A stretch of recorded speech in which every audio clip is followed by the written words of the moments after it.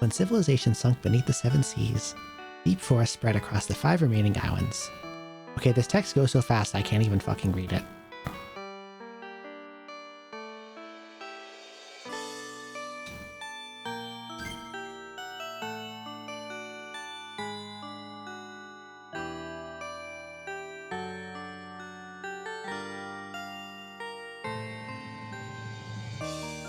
Damikon freezes on focus loss? Oh dear.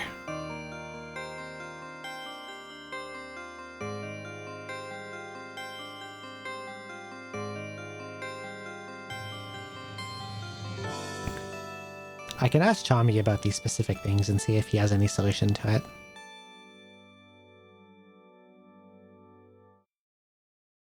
Look at the little walking gunner sprite. An HDized DS1 animation.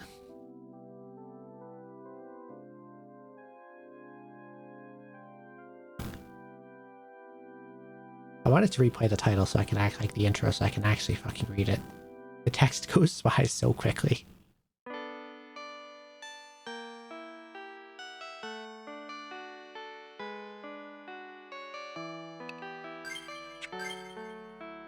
Oh, you're not going to restart? Okay, I'll open it again. This time I'll read really fast, so it doesn't get past me.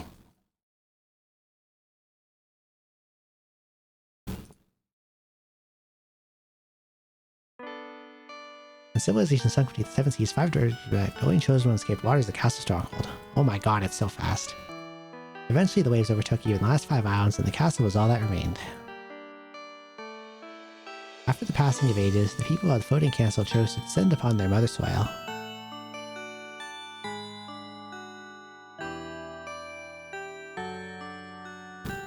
Those are the chroniclers of the land of Heiligard.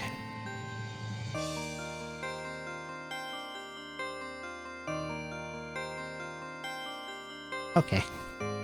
New game. Only have one screen. Tabbed over here mid PvP, tabbed back and it hadn't finished. Okay, wait. Out of curiosity.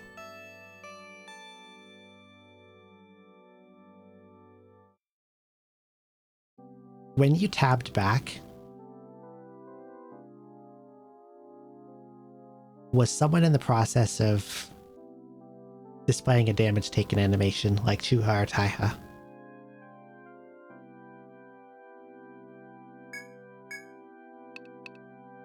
Okay, naturally, we are picking expert, which was the OG.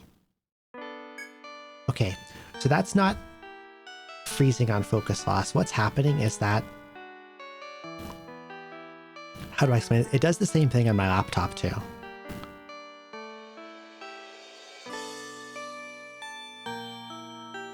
Because there's something I didn't configure.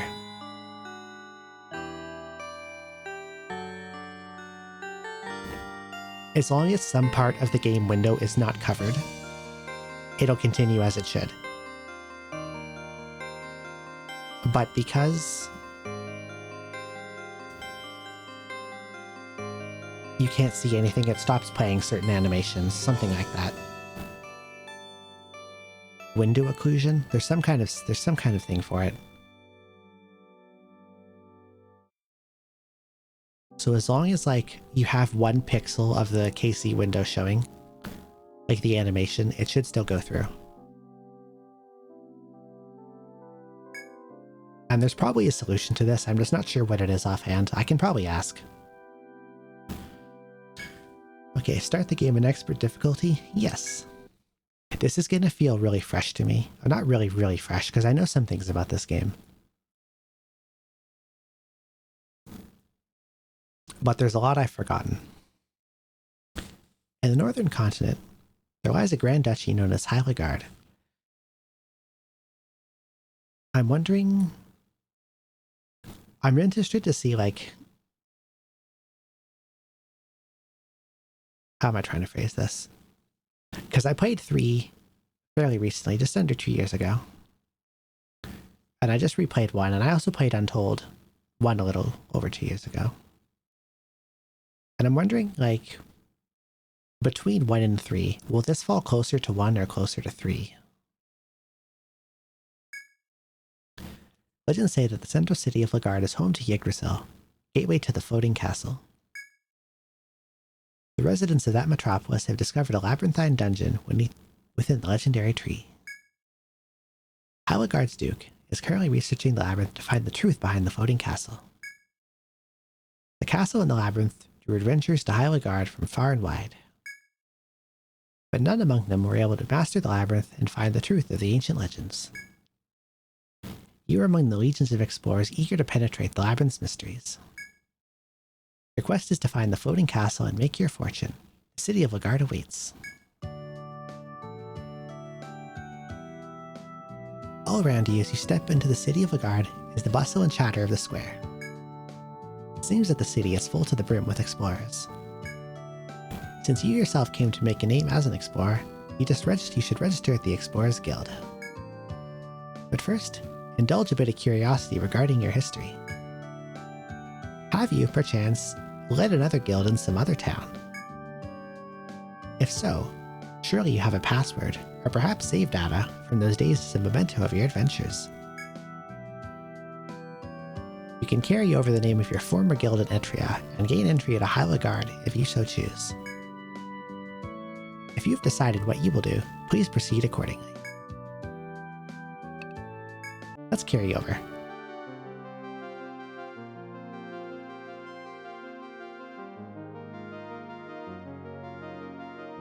I like that this is a thing.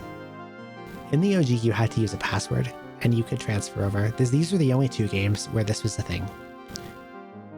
And there's no other kind of passing forth. This also does almost nothing as far as I know. It only changes like a tiny little bit of stuff. Load successful. Guild name acceptable, old folks. Let's make some continuity here. I'm going to use a lot of the same names and classes. And maybe it's like, maybe not the exact same team, but like if I pick a protector, I'll use the same name. If I pick a dark hunter, I'll use the same name and portrait, etc. Haven't seen you around before. I heard that old folks is coming to town. Ah, is it you? Then you must be here to explore the labyrinth, I assume. Guild old folks. Yes, the legendary explorers who saved the town of Etrian. I'm not sure if saved is the right word. It wasn't exactly in any danger. Well, you're welcome to use the name you're already known under. I'm sure many explorers here would be eager to sign up with your guild. Or you could change the name and go incognito. It makes no difference to me. Either way, explorer. I must record the formation of your guild on this 1st of Emperor. This game has a calendar now. One did not have a calendar. It also doesn't mean much other than letting you track the days. Change your guild's name. If I have more characters to use, then I'll change it. Nope, I don't. It's still old folks.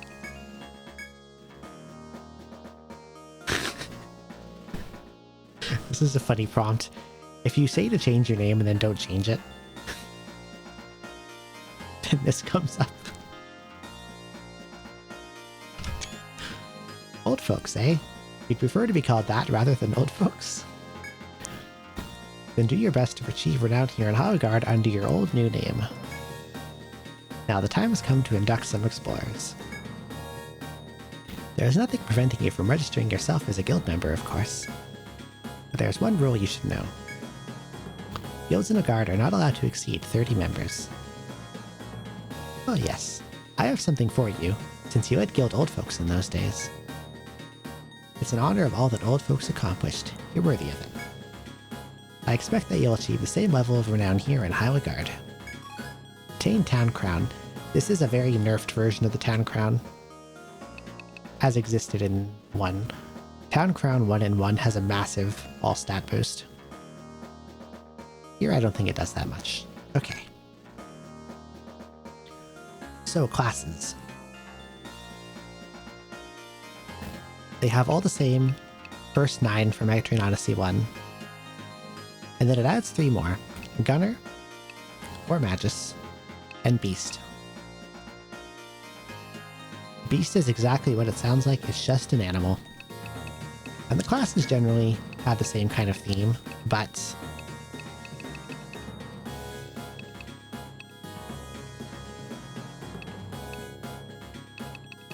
The balance is definitely not the same.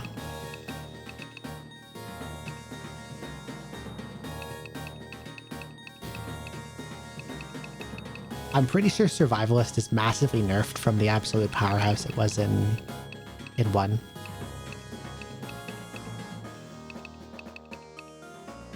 Oh yeah, and classes all have these point vacuums where you just put stats, you just gain stats.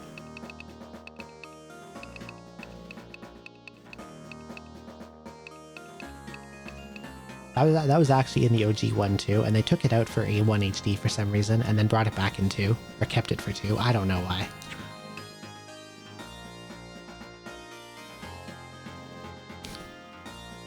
Now, do I want to use this? I'm going to look up a skill sim for this game, if it exists, because I want more info on what does what. I'm hoping this is a thing. Let's see. Oh no, it only has 2 classes.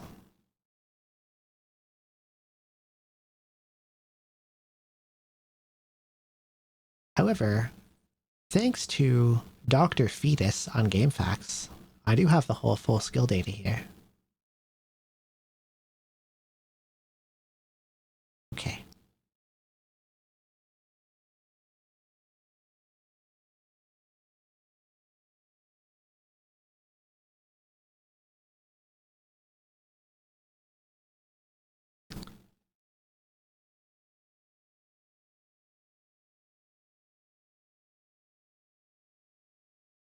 So I'll probably have to reference this guide very heavily. There's no full skill sim.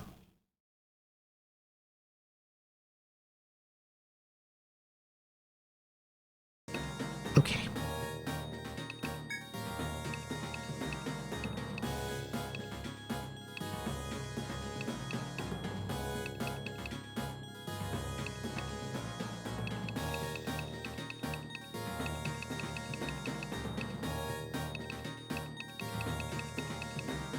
TP costs for Alchemist are way, way higher. Like Inferno, maxed at level 10, and cost 20 TP. This one's 52. There's physical spells, interesting.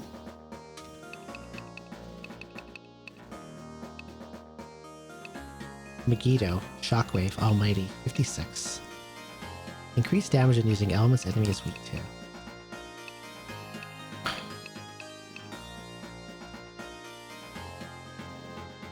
This might be the hardest party creation boss of all time.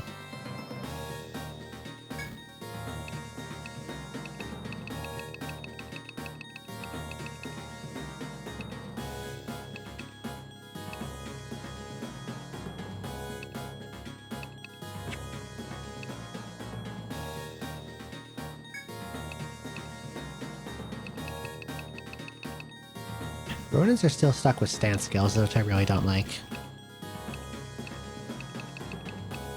Okay.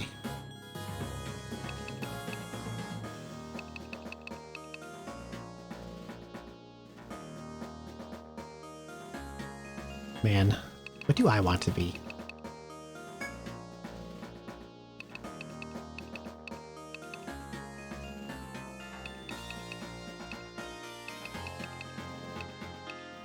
Do I still want to be a survivalist, or is there something more for me here?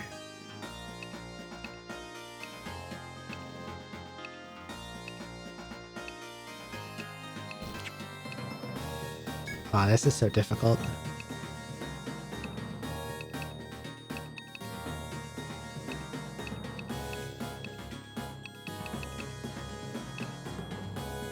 Let's take a look at how... Let's see.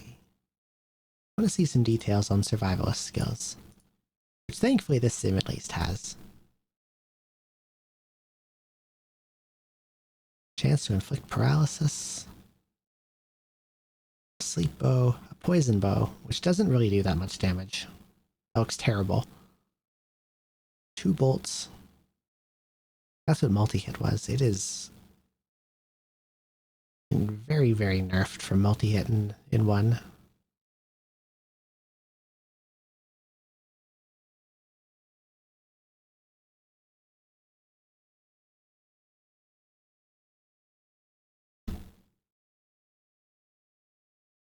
Apollon is far weaker as well.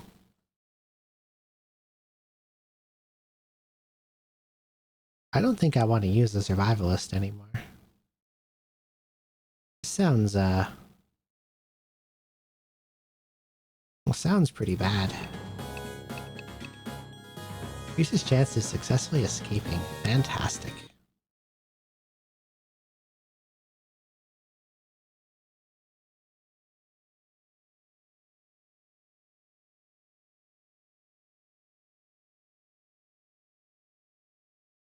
Yeah, this does not... Survivalist looks awful. What about Landsnecht? Landsnecht.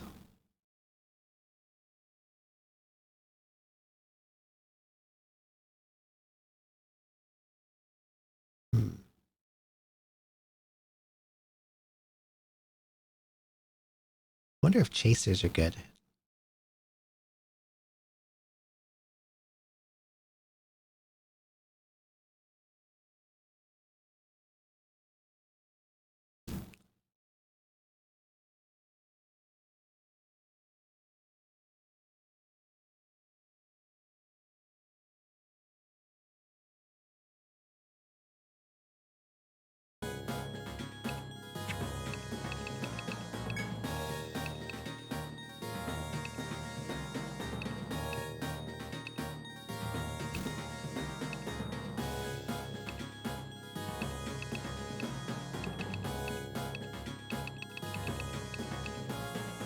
Hexer sounds neat. I liked Hexer a lot in Untold, and I never got to use one last game because, like, you unlock them so late.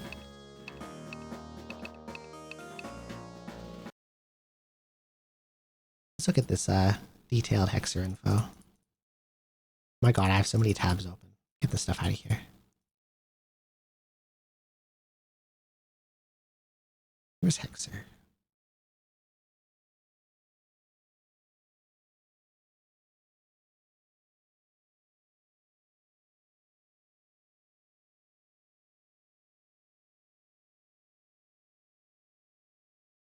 Sapping decreases enemies' damage output. Scales up to 20.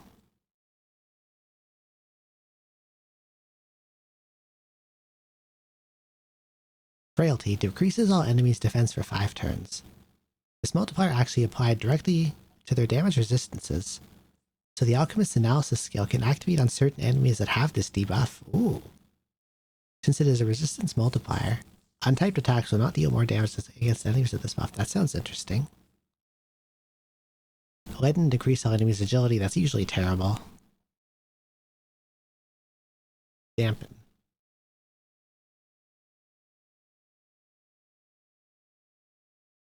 Adjust an enemy's damage resistances to remove any resistances or immunities they have for 5 turns. This is not a multiplier. Any damage resistances on the enemy that are lower than the values here will be set to those values.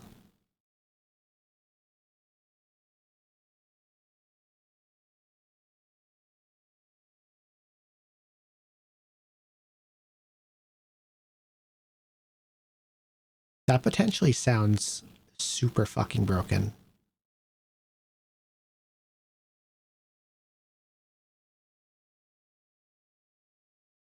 That you could just remove an enemy's elemental resistance or immunity.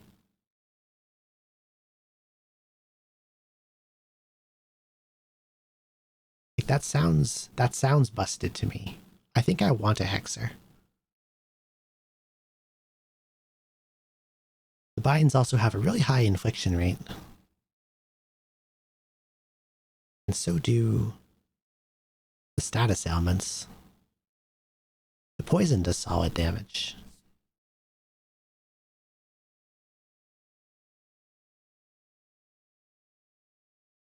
What about Revenge? Let's see. Deals ranged untyped damage to one enemy.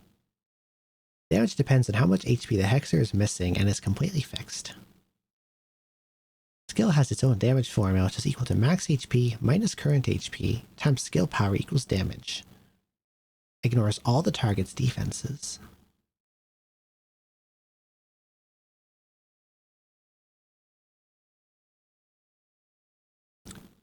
$255 damage. There's no way the skill is not insane. if you have low HP, because if you can like get like 500 HP, say, or even more than that, that's like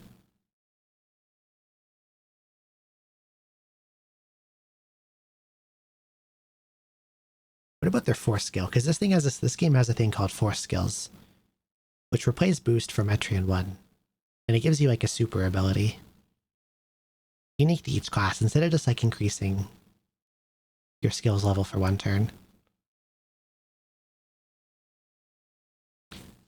Attempts to inflict, okay, force skill caprice.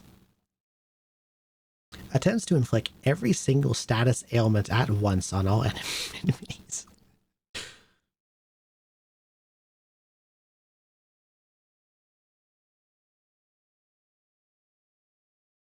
But how does that work if like, okay, because an enemy can only have one status at once.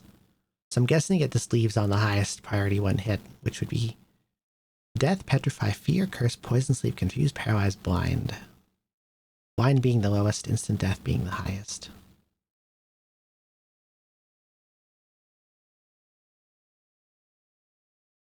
Okay, Hexer sounds incredibly busted. I have to have a Hexer. That sounds insane.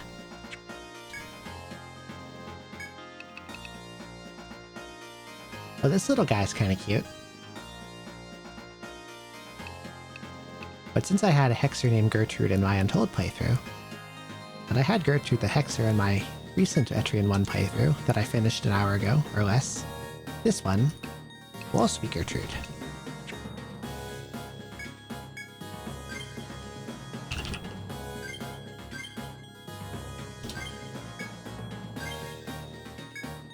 Yeah, Hexer just sounds busted to me. I really want a Hexer. How's Medic? I bet Medic got nerfed. Because Medic was like the best at 3 different things in Etrian 1. There's no way Medic stays as good as it is. Let's see.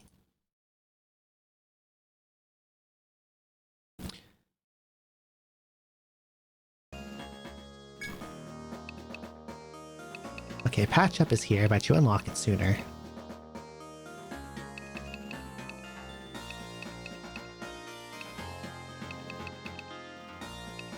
Why are there 3 different salves? Salve 3. 50 TP. Everything is so expensive.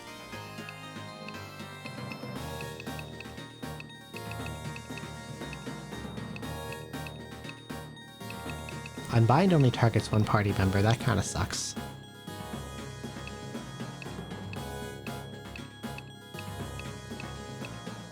Again, refresh is also just one party member. Okay, Purify hits the entire party. That's cool at least. But it doesn't heal Petrify, so what the hell?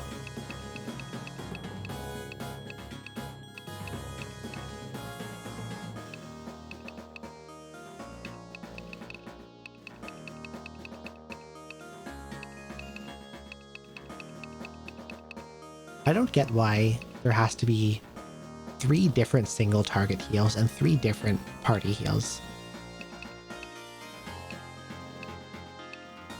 Okay, here's Strength Up and Kadu. What made Medic a bonking Medic broken in 1 is that their version of Strength Up, which was just Attack Up, gave them a triple attack multiplier. I'm guessing that's not as good in this one. Let's see. I think Patch Up is nerfed from Etrian 1 HD too. It only heals 12% at max, and like 12% after a battle for a massive skill point investment does not sound very good.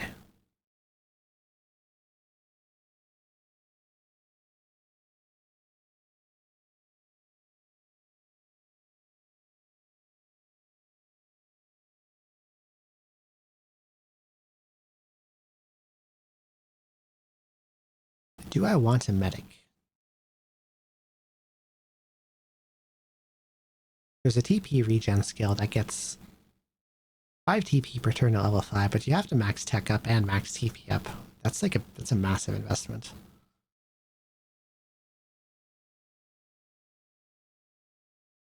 Cure, Cure 2, Cure 3, Cure 3 is a full heal. Cure 2 still heals a lot, and it's faster.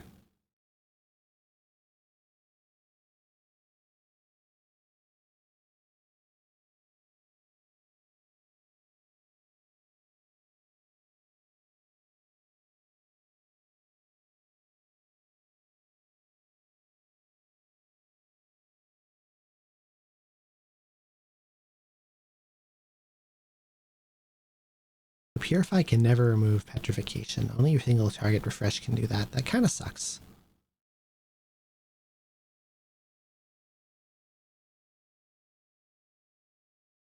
CPR is nerfed. Ugh.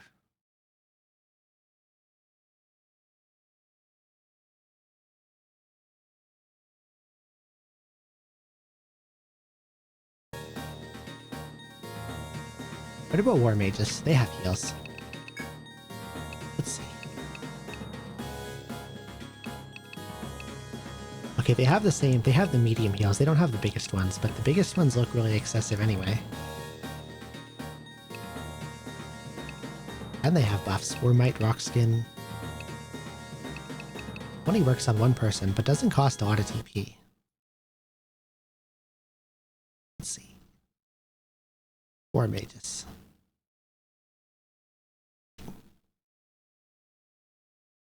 War Edge. Needed to learn sword skills. Passively increases damage dealt with swords. War Lore. Needed to learn healing skills. Passively increases the amount of HP restored through non-fixed sources. Okay. So they have like, what, 2 different branches?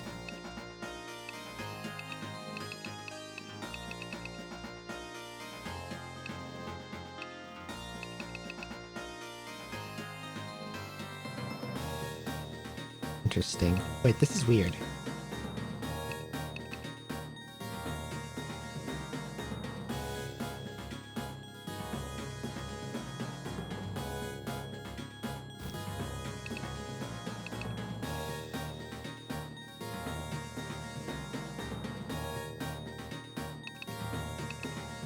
So Blind Cut doesn't inflict blind, but if an enemy is blind, it also inflicts like head bind. And Venom Cut binds legs of poison.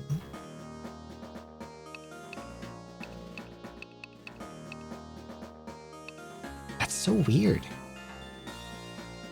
So like you have to have really... If you want to take advantage of those abilities, you need to have dedicated status inflictor with you, but that could be good if you do. Regen All restores a small amount of HP to the party on every turn. How much does that heal?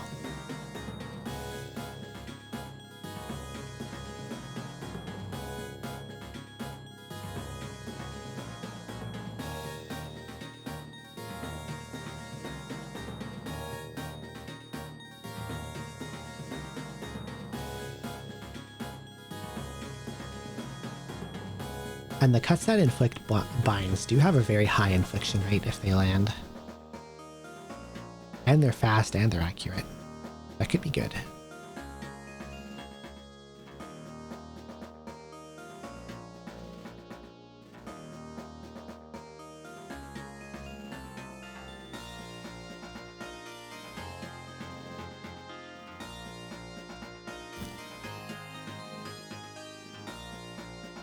Warmite increases one party member's damage output for 5 turns.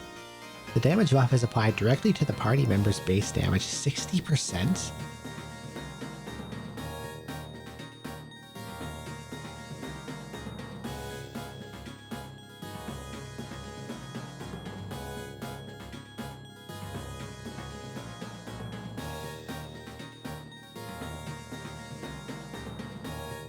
Force Skill Invoke. Fully restores the entire party's HP and places a buff on the party that increases their damage resistant to all damage types other than untyped by 50% for 5 turns. Okay, maybe a War Magus. How about Gunner? How good's Gunner? Let's have a look.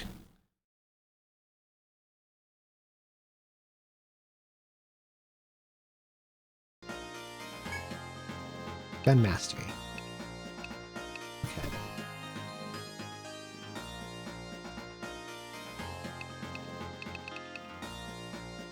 Passive. Normal weapon attacks have a chance at hitting twice. Wait, I never saw how much his passive heals for. Where is it? Curious about that one. Oh. Regen all. Passively restores the entire party's HP at the end of the turn. At level 5, it restores a flat 5 HP. That is god-awful. No one would ever use that. Okay, back to Gunner. So normal attacks have a chance of hitting twice. 35% level 10 here. Possibly increases the chance that a normal attack will become a critical hit. Normal attacks are usually not that great.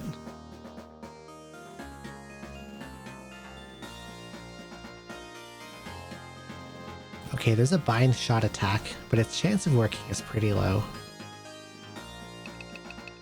The leg arm headshot, I'll probably just avoid those.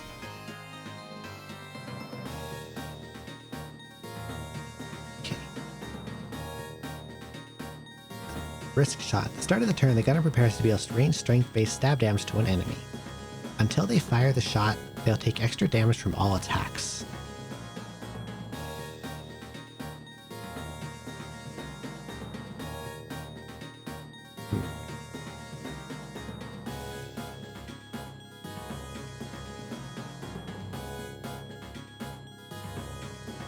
There's a stun shot.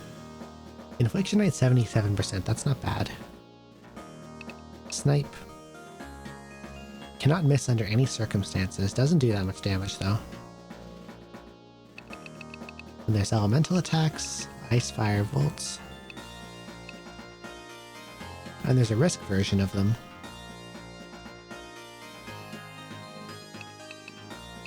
That sounds super strong for bosses if you can protect yourself from something the boss does, and then fire that off. That hits like a truck.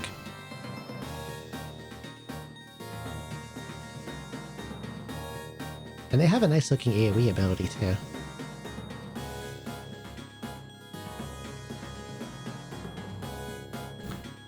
Ricochet. Deal several instances of range strength based stab damage to random enemies. Can hit the same enemy multiple times.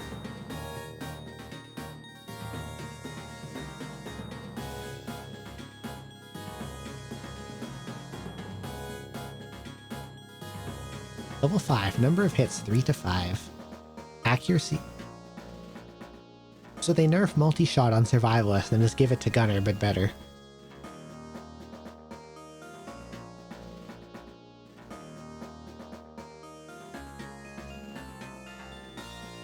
Medi-shot. Requires tech up level 1. Dispels certain status ailments from the entire party. Which ailments are dispelled depends on the skill's level. So they gave a refresh all to the Gunner. That's actually cheaper than the medics in terms of TP cost.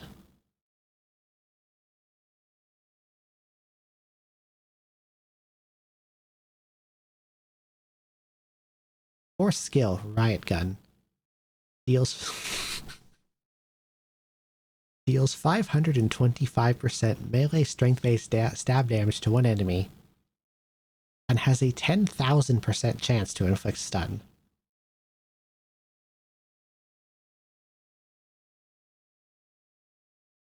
So the classes that were good in 1, they fucking broke the knees of. And then they put in these new classes and they're like, they make them cracked. So it's like if you were good in 1, you're fucked. And if you were bad in 1 or you weren't in 1, you are now God. That's what it sounds like. I'm making a Gunner. I just need to pick a name. Let's see. Oh, all these designs are really good.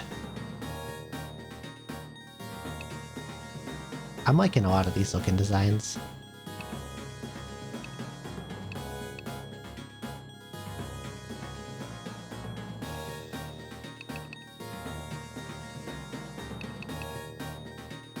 This is fantastic, this one. But she's also cute. And she's also cute. And he's also cute.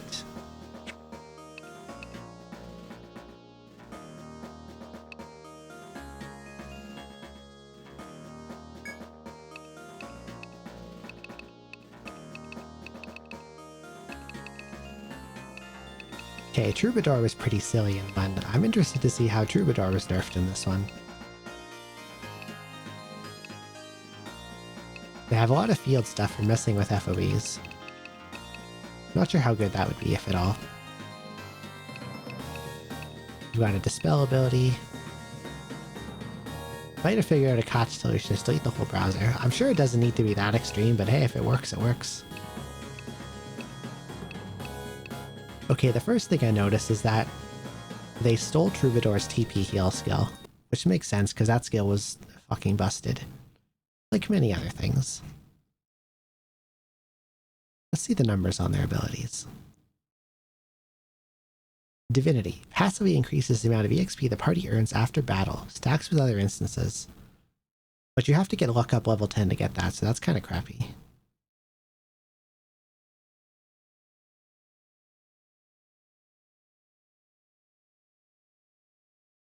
Bravery. Increases the party's damage output for the duration of the battle. 32%, that sounds pretty good. Shelter reduces damage taken by 20%, sounds pretty good.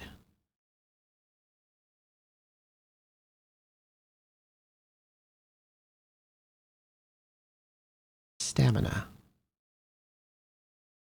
Increases the party's maximum HP for the duration of the battle. When cast, the party's current HP will not be set to the new maximum.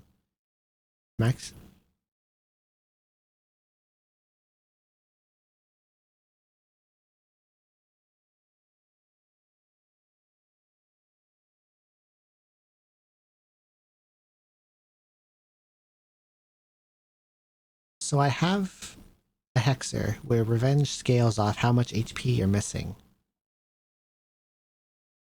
And there's Troubadour, which gives you a giant increase to your max HP if you invest into it.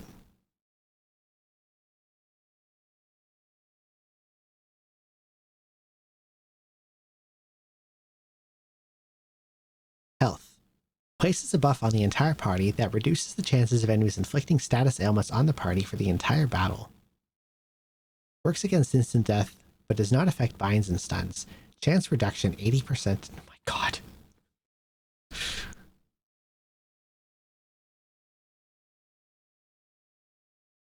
Okay, we're gonna make a Troubadour.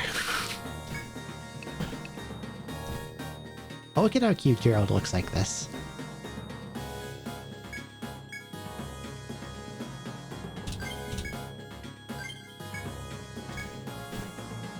Okay. So we got a Troubadour, we got a Meta, we got a Hexer.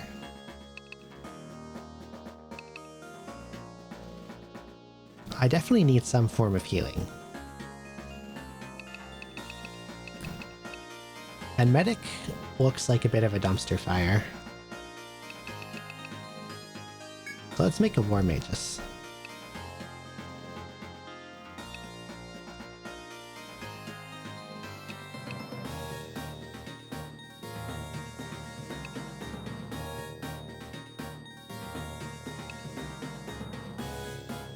I like these two a lot.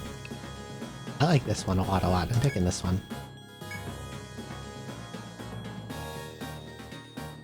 Need to check something.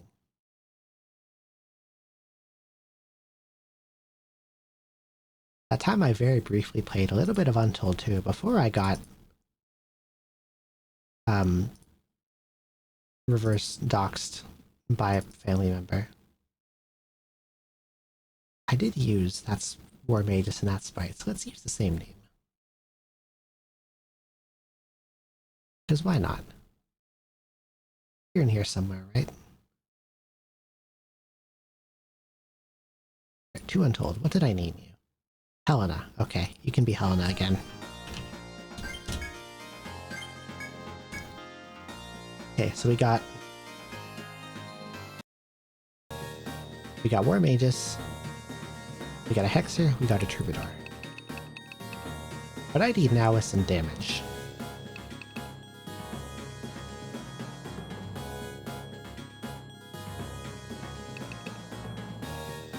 And Gunner sounds like a pretty good one.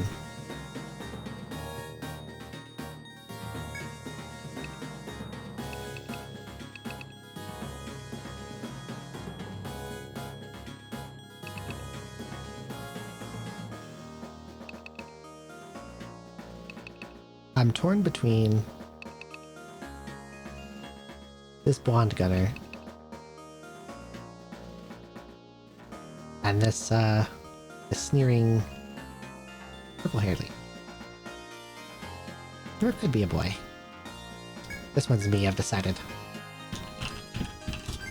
This one's me. I'm the gunner now.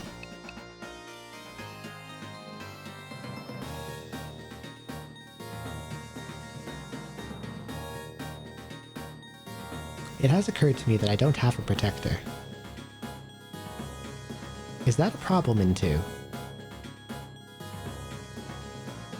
Is protector still a element blocking demon?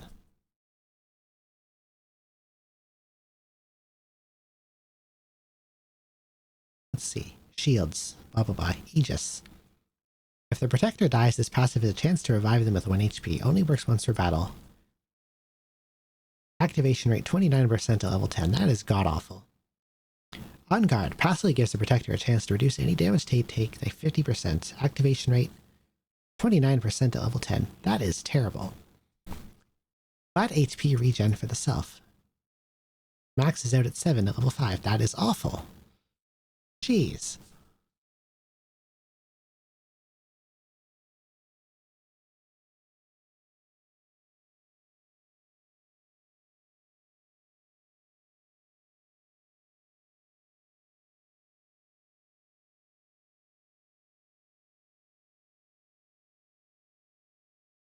Smite looks bad.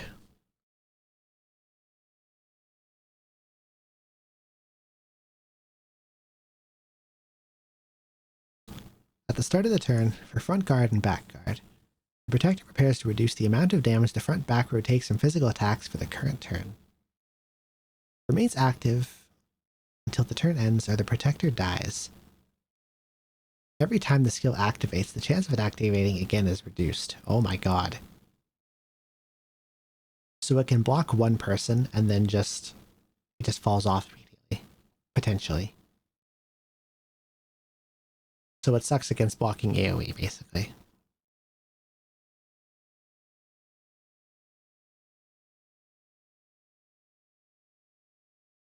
That sounds really bad.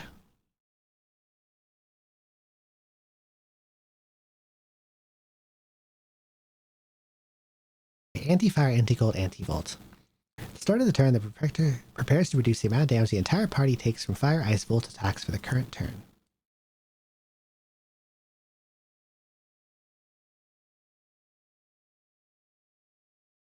So unlike 1, where the effects of this skill maxes out at like level 5, and then everything after that is bonus healing, this needs to be level 10 to be consistently good.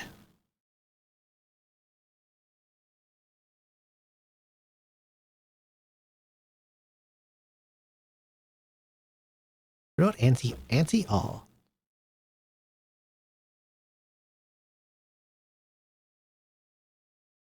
It says elemental attacks, but is this like 1 where the physical elements also count as elements? Because if yes, that's good. If no, it's not good.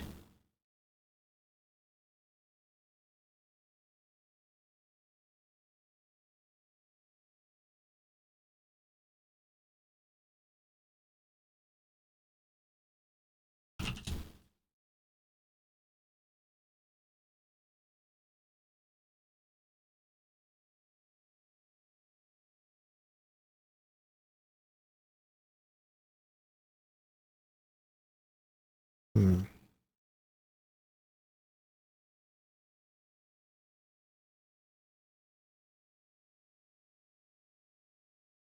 So what have I got so far? I've got War Magus, I've got Gunner, I've got a Hexer, I've got a Troubadour.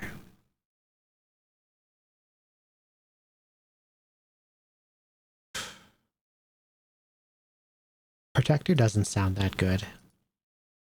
I don't know if I want this. Like, their ability to protect against physical is way worse. And their ability to protect against elemental is like so skill point hungry now. And I think I want another like attacker anyway. So maybe like a Landy or Landy, Dark Hunter. How's Alchemist?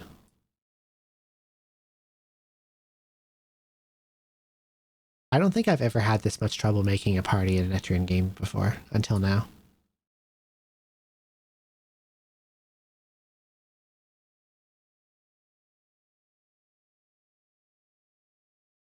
Okay, let's see.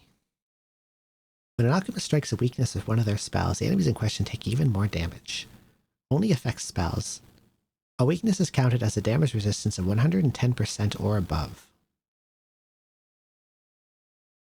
But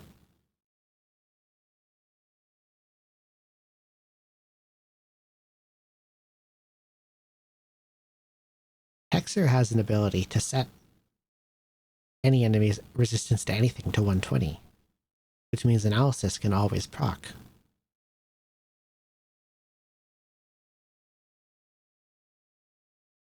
That sounds very sexy.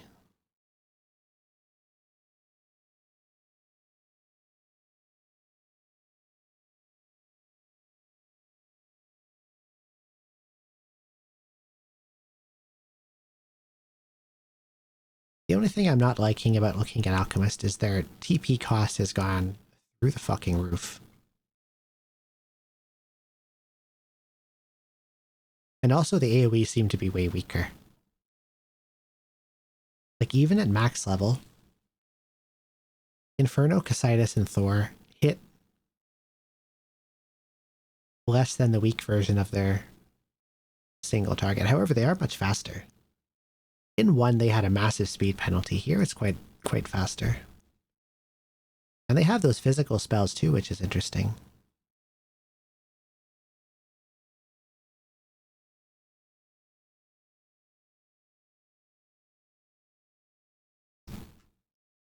So Alchemist could be good. Let's make one just to have it in the party. Same cute new portrait. Let's use it again. Millicent. We'll pretend they're the same characters, just that they got amnesia and forgot how to do everything.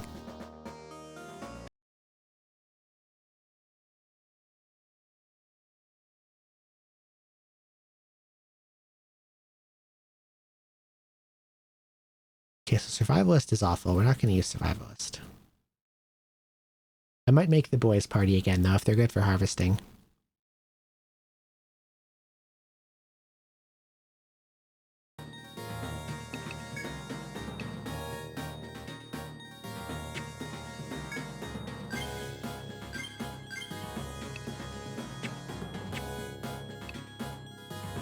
How good's Dark Hunter? Let's see. Let's have a look.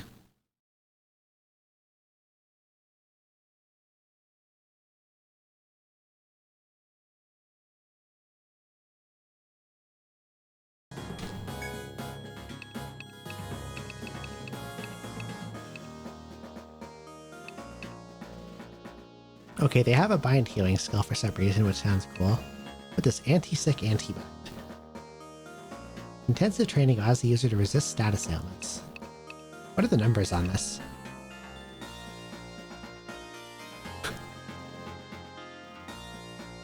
Resistance increase 80%. That's nuts.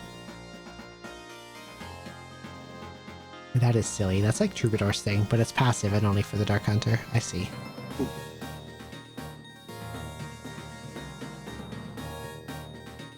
Viper. Deals strength-based cut damage to one enemy, has a chance to inflict poison. Infliction rate 45%. It's pretty low. And also does do a lot of damage, so you can probably just ignore that skill.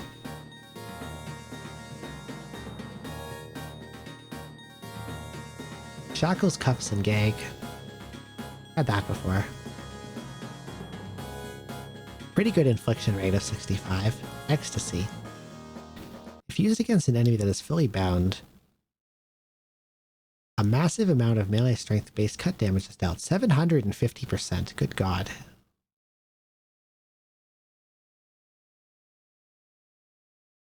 Climax. Targets one enemy. If they're under a certain HP threshold, they are instantly killed.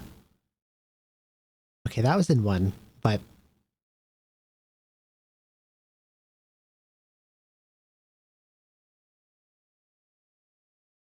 oh my god, this skill is insane.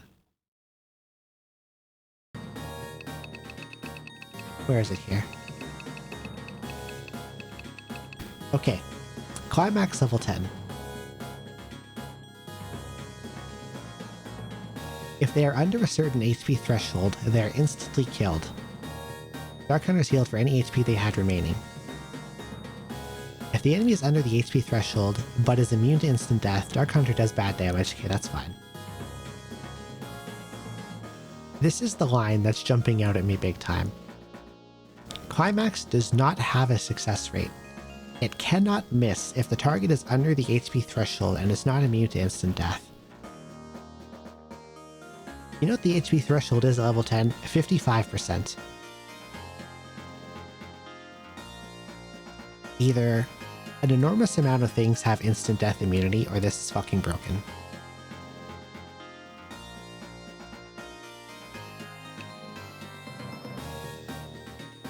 Unfortunately, it's whip only. What about sword stuff?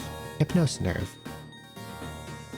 Chance to inflict sleep or paralysis. High rate, that's good. Can inflict confusion, that's a low chance. On Mirage. There's a drain, that kind of sucks, don't really care for that. Can petrify.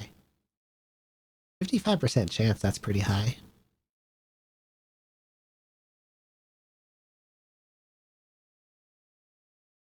Bait, Magi Bait. At the start of the turn, the Dark Hunter sets up a trap. If they or any party member adjacent to them get attacked with a physical or elemental attack, the Dark Hunter has a chance of dealing melee strength-based cut damage to the attacker. 400% damage, that's pretty high. Works even if damage taken is nullified.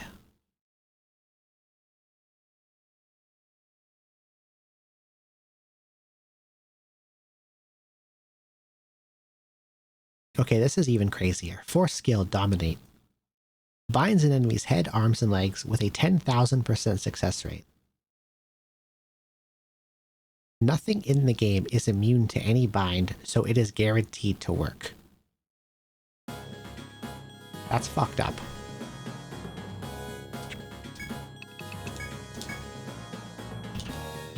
I want to use the booby design again, so Florence is my Dark Hunter now, and not a protector.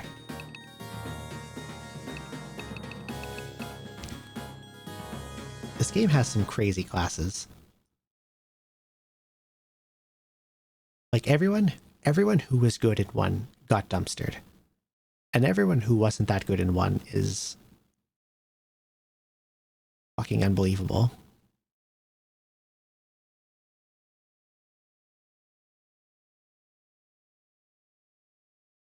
Do I want to make anything else other than the boys? What haven't I looked at yet? How's Landy?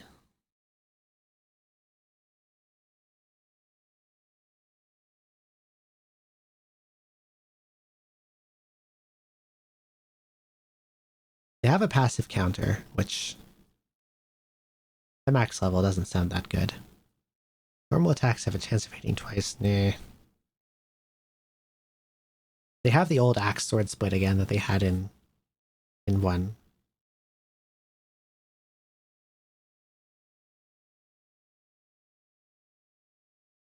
Cleaver hits one guy for okay damage. Tornado hits a guy and the guy beside him. All Slash got nerfed. All Slash got ruined, goddamn.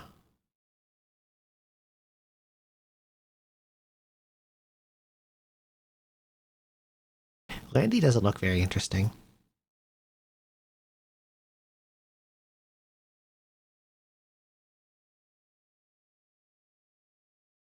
They have a lot of stuff that's just like, hits a guy. And they just hit. They don't do anything else interesting.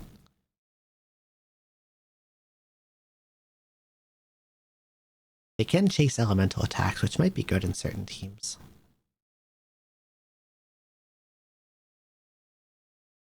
But not the one I'm setting up would be good. Even their 4 skill is like, just hits a guy and doesn't really do anything else. Yeah, Lanny sounds boring. Who's left? Ronan? Ronan.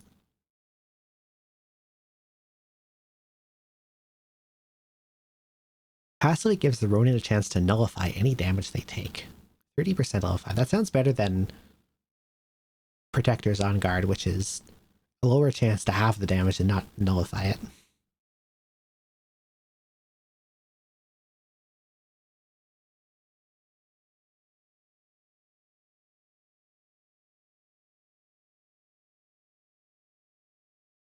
God, okay.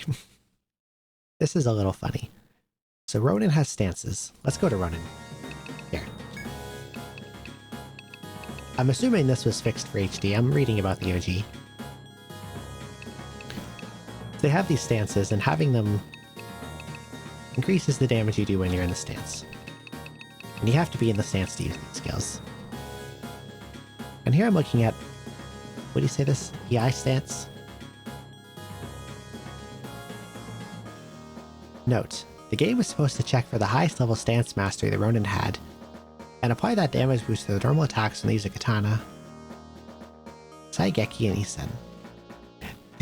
The game's code checks for healer and warlord instead, which the Ronin does not know, so those attacks can get the damage boost.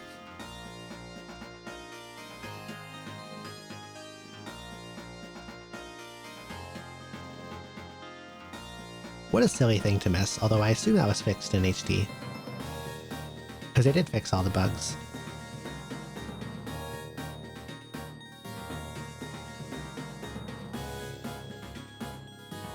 Midoreba, overhead level 10. Deals multiple instances strength-based cut damage to one enemy. 140% 3 times, that's pretty juicy.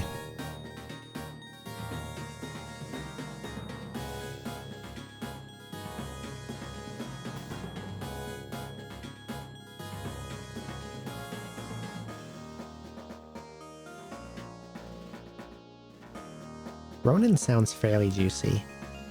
Except I don't like that they have to set up stances before they can use most of their skills.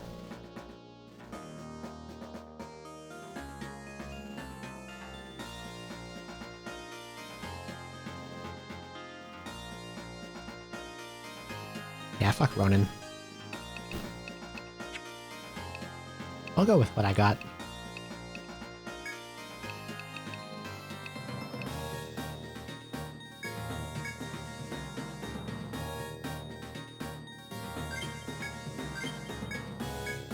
But I will register my OGs from the last game just to have them.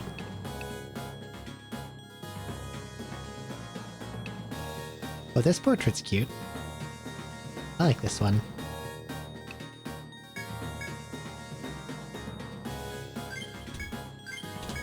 I'll register them even though they're going to stay on the bench. I had Agnes the Ronin.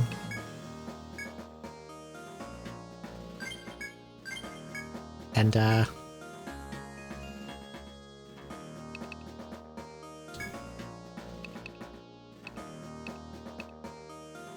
Ernest can be the protector now, and he can be this funny old guy.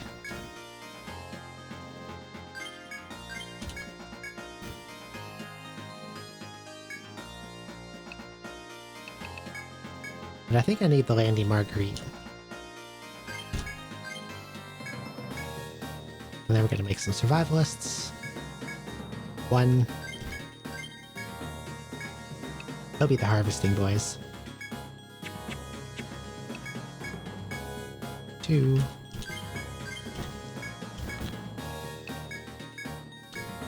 3.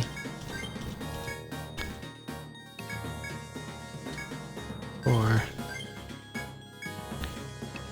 And 5. Fantastic. Okay, formation. We want Gertrude, Gerald, Helena,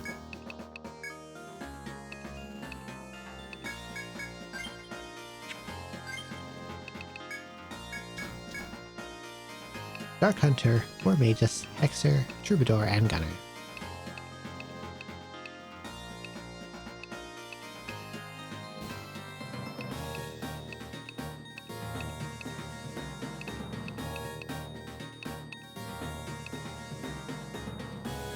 Troubadour might be frontline viable instead of the back, we'll see. How good is this town medal? Well, that's pretty solid, actually. I thought it would be like HP 10, TP 10, but it's also got all stats plus 2 on it. That's pretty nice.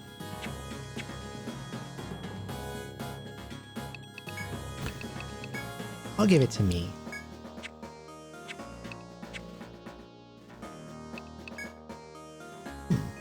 Your forms seem to be in order. Congratulations. You're now a registered guild. I recommend the Floss Inn as a base of operations. You can rest or store things there. But your first stop should be the Duke's Palace. That's all I have to say. Farewell. Okay, everyone's gonna need weapons to do their stuff. Let's see.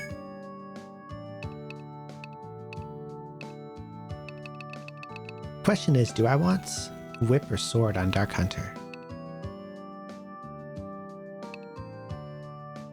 I could probably go sword, because... No, but I want Climax. Climax is busted.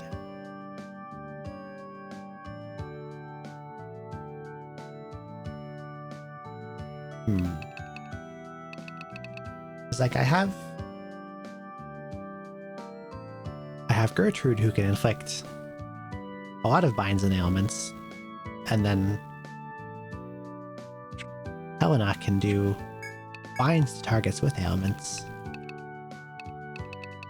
So having Dark Hunter on ailment infliction as well could be good, but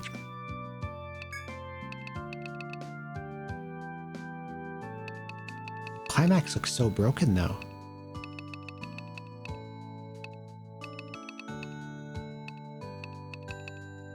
And like, these can only be used if a sword is equipped.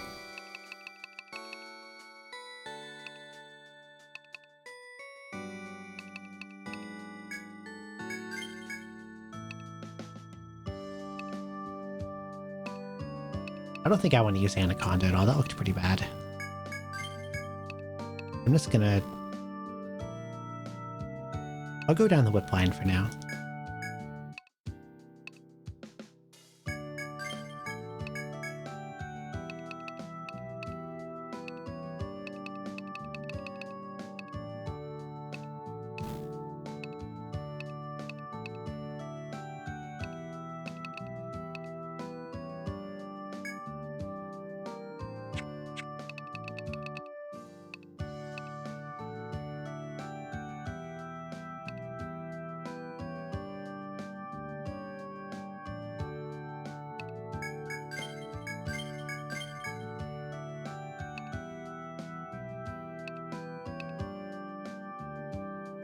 Cure actually might be a waste of TP, a waste of SP. Same as Sav 1.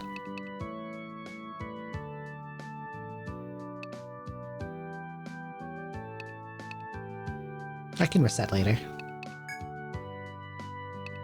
Okay, let's see. We got...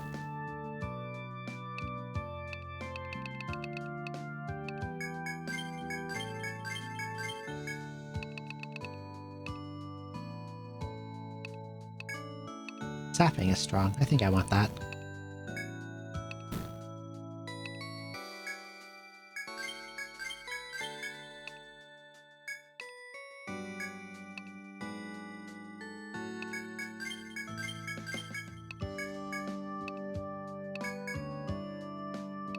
Okay.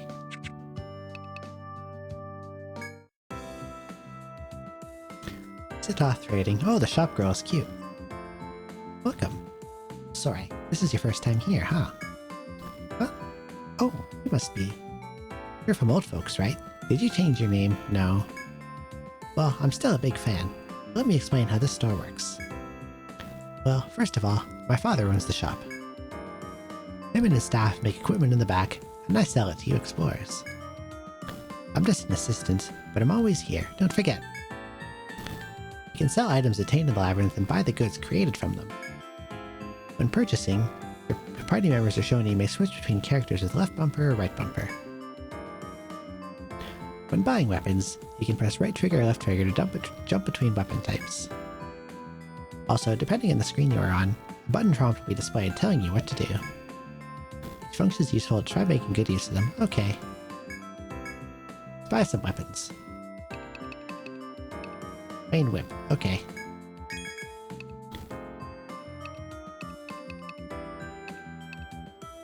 I think I have to have swords to be able to use their skills, so kukri.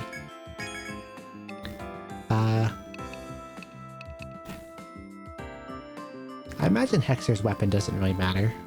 At least not yet. Same with Troubadour.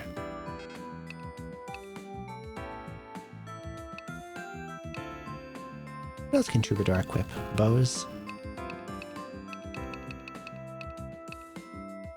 Staff has TP +5 though, which can be good. I need to get a gun.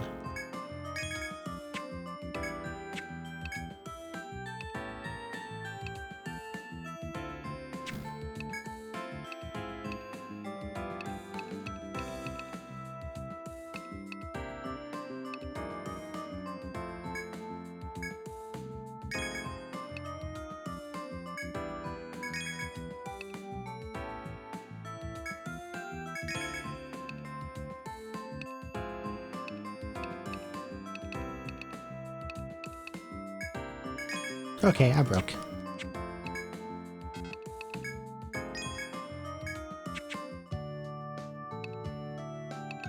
Duke's Palace. Oh yeah, this old guy. I kind of remember him from Untold too. I think I tried to give him a funny voice, but it also made my throat hurt. Welcome to the Grand Duchy of Hylagard. This is the palace of the Duke himself. I believe I recognize you. You were once known as old folks, weren't you? Yes. You carry a different aura than other explorers. You are an Etrian, yes? Oh, but I have not introduced myself. I am Minister Dubois, the Duke's faithful servant. My duties range from managing the citizens to overseeing exploration of the labyrinth. Before you begin exploring, you must become an official citizen of Hylagard.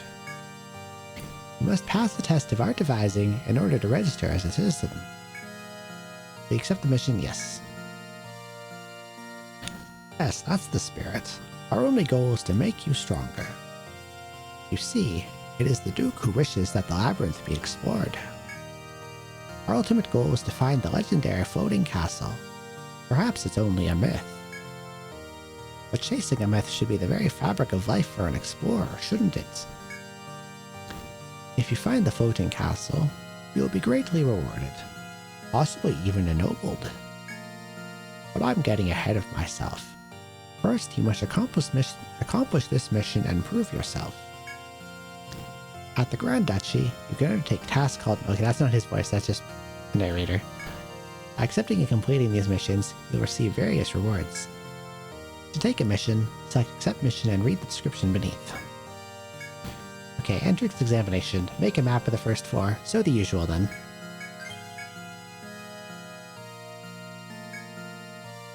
Essentially, you must know map making skills before going too far into the labyrinth.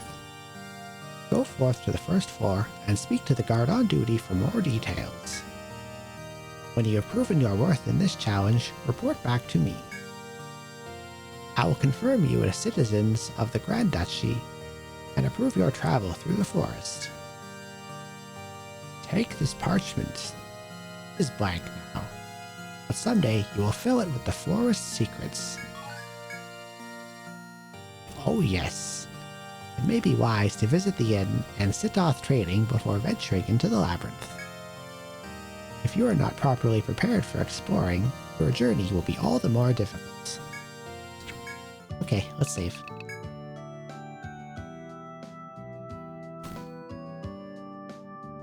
Welcome. Oh, are you lovely children new in town? You're from old folks. You saved the town of Etria. Oh yes, of course. Even I've heard of you, but I don't know much beyond your name. Well, I'm sure you're no different than my other guests. Ha ha ha ha. Guard has lots of inns, but my place is the best. You'll fit right in. Try to get along with the other guilds. Okay, let's save.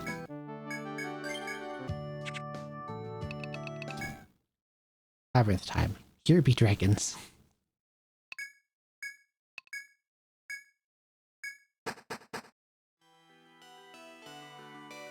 First stratum, Ancient Forest. This is not unlike the first stratum in many EO games. Most of them are nice green forests. This is no different. Can you like zoom out my map a little? This is a little too claustrophobic. There we go. Oh, I'm moving slowly. Gotta turn fast and move on. Sunlight pours through the lush green leaves on the trees high above your head. The sight overwhelms all who see it for the first time, the Yggdrasil Labyrinth. This forest maze exists within Yggdrasil, the tree that looms over the town of Agard. As you marvel at its beauty, Agard appears before you. Grand Duchy told me you would be along soon. Welcome to the Yggdrasil Labyrinth. The guard is standing in a manner that seems meant to block your passage. I'm in the Grand Duchy's Guard Corps. We help explorers like yourself on missions. The guard takes a hard look at you before speaking again. I'll get right to the point. Shall we begin your first trial to become an official citizen? It's a simple task. I'll lead you to a certain area of the labyrinth. All you have to do then is find your way back here. Oh, that's a little backwards, okay. The guard turns and takes a few steps before beckoning you to follow. Come, your adventures in the Yggdrasil Labyrinth are about to begin. The guard takes you deep inside the unfamiliar forest. After so many turns that you can no longer remember where you are, the guard stops. That should do it. This will be the starting point of your mission.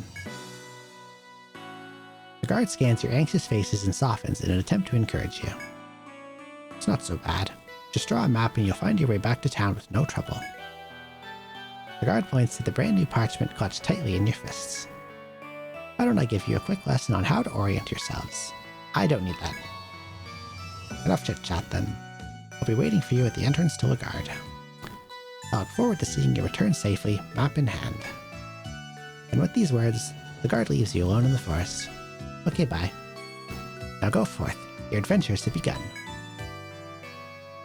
Fantastic.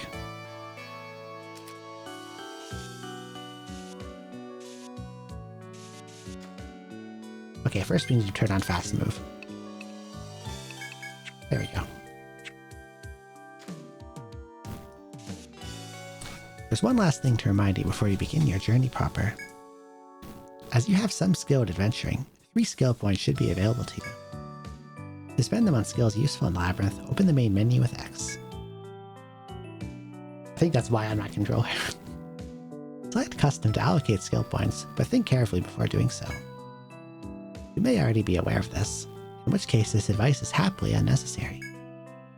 If so, then hesitate no longer to begin your adventure in this lush green forest. Where am I relative to the start, actually? Oh, not that far away.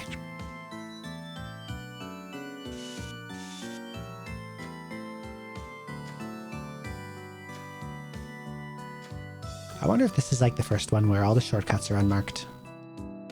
You have to just like feel them out and guess. I know 3 they started marking them with like different graphics on the tiles. Would my interesting name. Let's beat them up.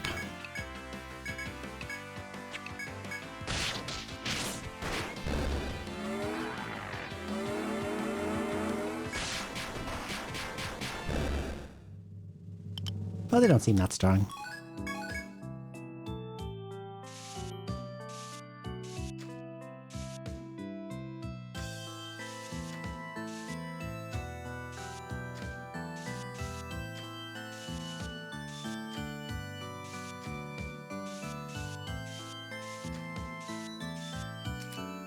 What's in here? As you walk, you reach a clearing field of the blooming flowers. Nameless flowers sway in the wind, and you catch the scent of their fragrance. You contemplate whether to rest and enjoy their sweet smell or leave immediately.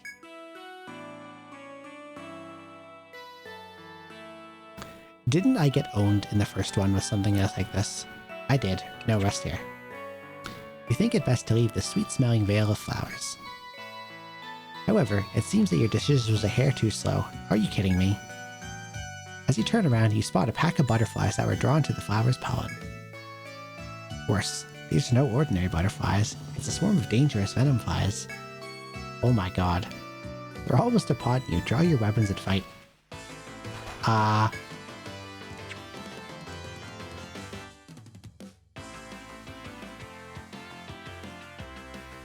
So in the first game, I rest there, and I get ambushed, and I think I either died or almost died. And now this one, I say, no, I'm gonna run away, actually. And I get fucking punished for it. What is this?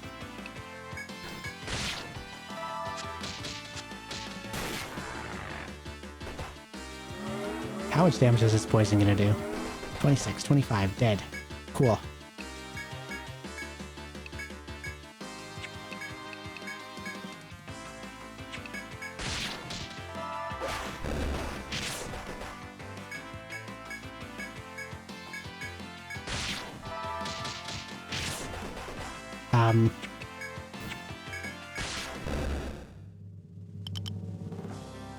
Well, I got 2 guys dead already. And no way to revive them. But we're off to a really nice start.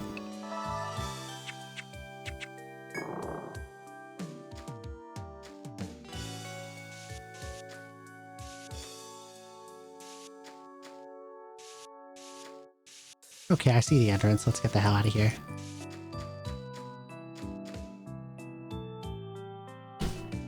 After traversing the beautiful yet hazardous forest, you make it back to where you started. The guard you recall meeting before abruptly appears before you. Ah, made it back safely, I see. I don't think I did make it back safely. The guard's voice is tearful as he looks over your progress on the map. The guard looks at your map and speaks in a stern voice. This map is not complete. I cannot let you pass. You must go back and finish mapping the forest paths. No. Oh, you dick. I hate you so much.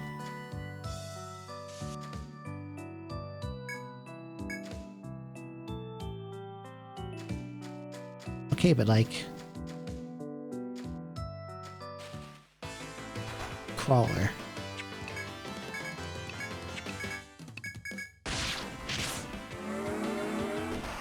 Oh nice, he just one-shots me. That's cool.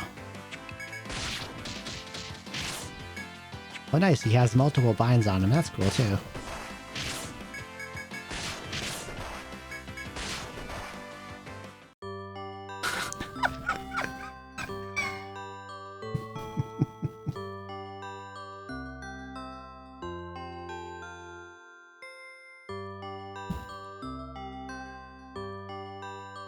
That Venomfly ambush was fucked up. I game overed on 1F, that's crazy.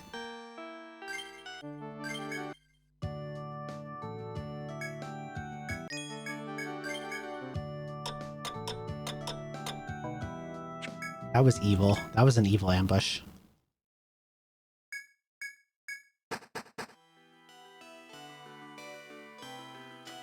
Okay, we're gonna mash out through this guy's text again.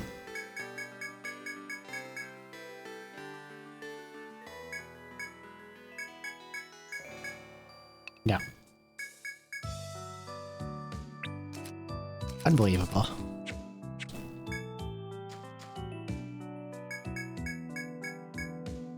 A full wipe on 1F. Where's fast movement again? Controls.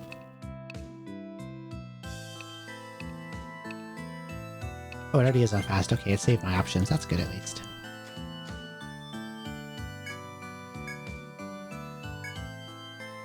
Okay, something about flowers was there. Let's highlight it.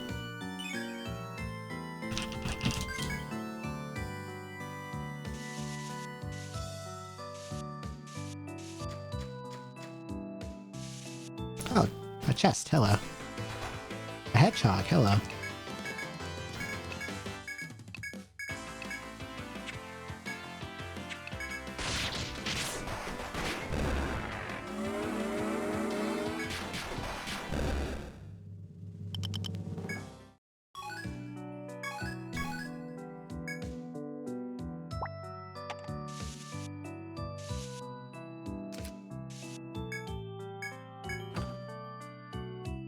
A nectar.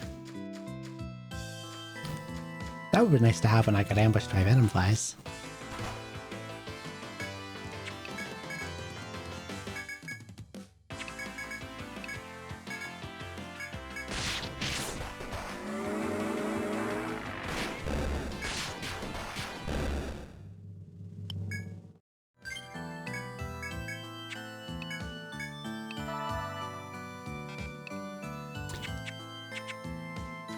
Cure heals a lot of HP for what it is.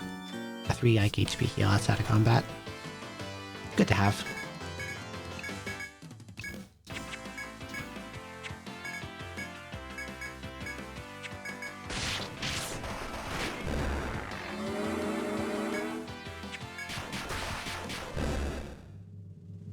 Extra curses are also definitely on the costly side for TP. Like Gertrude's already out.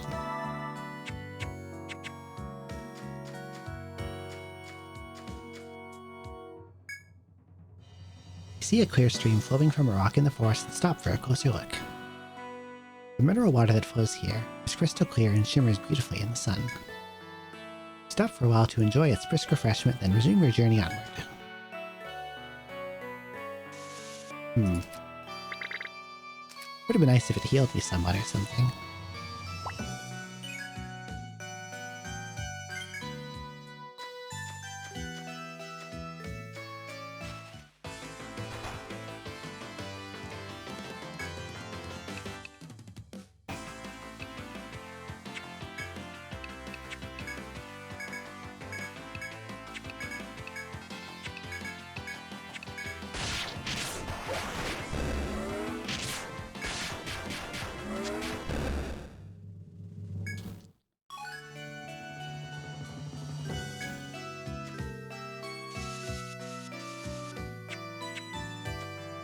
Well, I hope he considers this map sufficient. I don't want to go in the Venom Fly room again.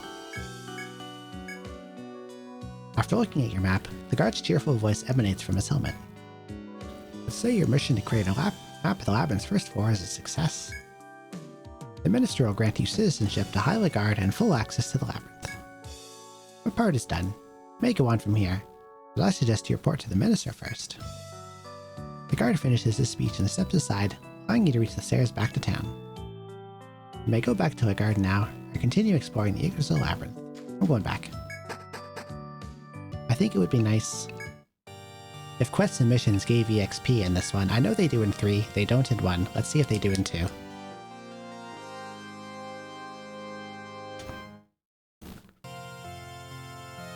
I've received word of your accomplishments. I congratulate you on your map-making skills. I hereby name you explorers of the Yggdrasil Labyrinth and citizens of Hyla Guard. As I mentioned earlier, you have but one goal. Climb the Yggdrasil Labyrinth and discover the land said to lie in the skies above. I expect great things from you here on out, members of Old Folks. Ah, I nearly forgot. Take this token of the Duke's esteem and keep up the good work. Proof card. 500 intel. No EXP. Wah, wah.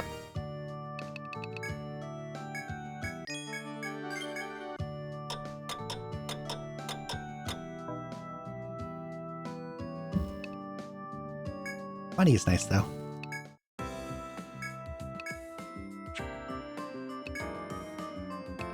Okay. So I'm wondering, mathematically,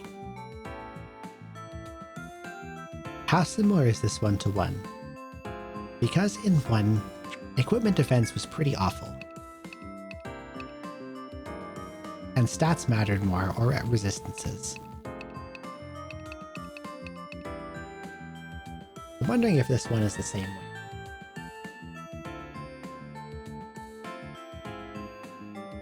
because those +5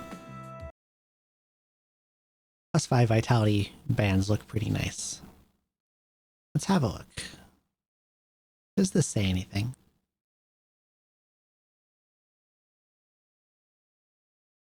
Okay, let's see. Defense equals 20 plus target vitality times 20 plus armor defense.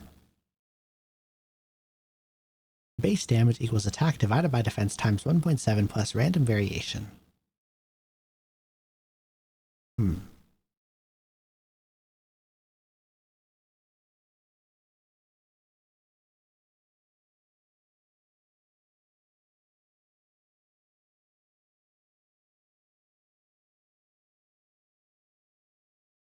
So it sounds like vitality and defense are the same? Or no, they're multiplied against each other. And then attack is divided by defense.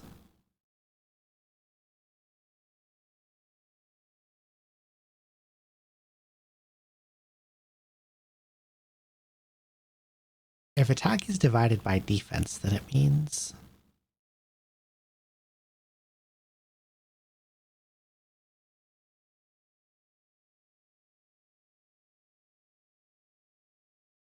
defense would have pretty major diminishing returns the higher you go.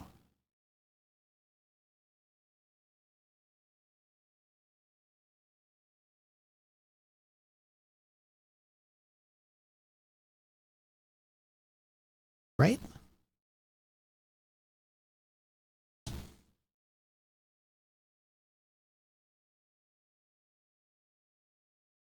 Okay, yes. Your defense divides the damage you take rather than subtracts from it.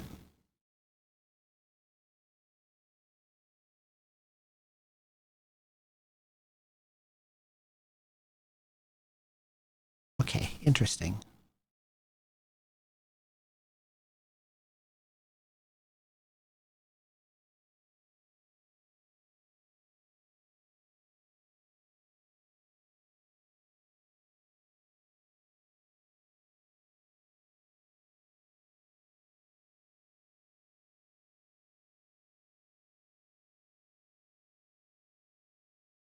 And it sounds like strength as a stat is way more important than the damage on your weapon. Like what I'm reading here, your attack is your strength plus your weapon power divided by 2. Times 20 plus your strength times 20 plus power, weapon power. So in the first part of the calculation, strength means double what power does. But what your weapon attack power is. They're not equal. Strength is better. Okay. A point of vitality. Okay, in Etrian Odyssey 2, strength is a bit more important than weapon attack, especially early on. A point of vitality is worth 3 points of defense. Tech is used only for alchemist skills and healing. Agility is useful for accuracy and evasion and has little effect on turn speed because weapon is the dominating factor. Defense is supremely important in this game, so you shouldn't skip out on armor. Okay.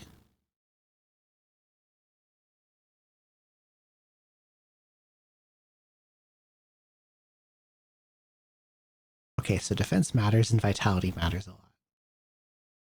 And strength is better than weapon damage. Okay. Good to know. I think I get it now. In that case, it says weapon affects turn speed a lot. I'm curious about that speed. Turn speed equals agility plus weapon speed times skill speed plus a random modifier. Weapon speed is a hidden value on each weapon type that directly affects the user's agility stat. Okay, but like...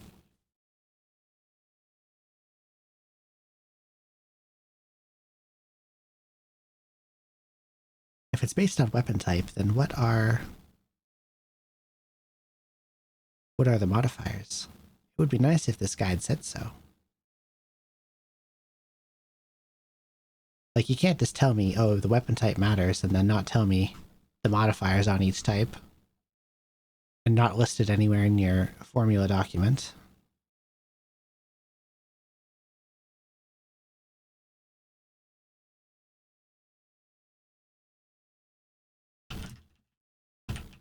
To Google. Turn speed. Etrian Odyssey 2. Let's see the modifiers. Sword 20, Staff 0, Axe -5, Katana 3, Bow 10, Whip 30. With some exceptions on individual weapons.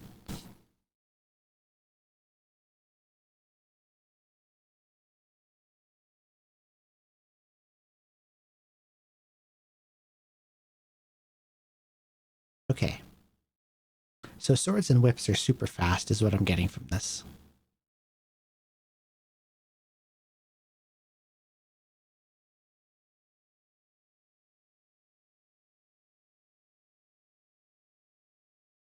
The most important thing is weapon type. Okay, well, War Magus has sword. Dark Hunter has whip or sword. That's nice. That's good and fast. Okay, I know enough now. I'm happy. And it sounds like we want... Okay, so I'm noticing that shields don't slow you down. That's good to know.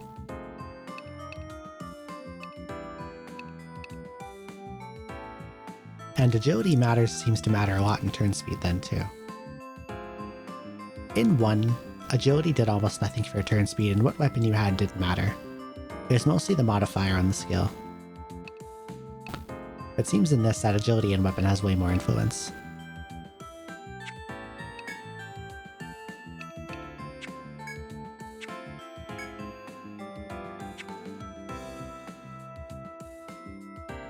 So weapon, body armor, some other type of armor, and accessory on everyone probably, is how I'll go about this.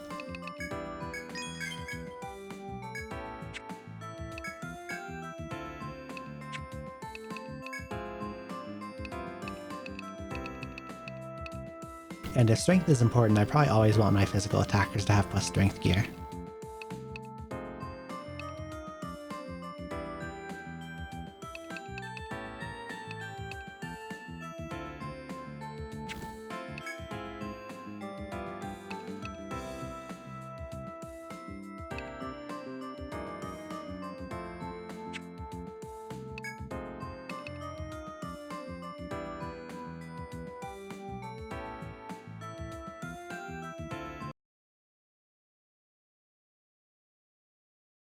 I'm curious about that one thing I just read saying vitality is more important than defense.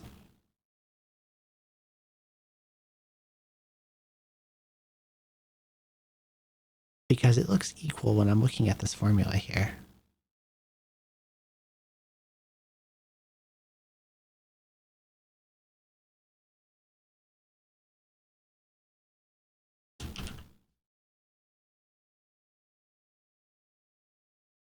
Let's compare against a different source and see what I get. In-depth information, EO2. Well, that's the thing I was just reading.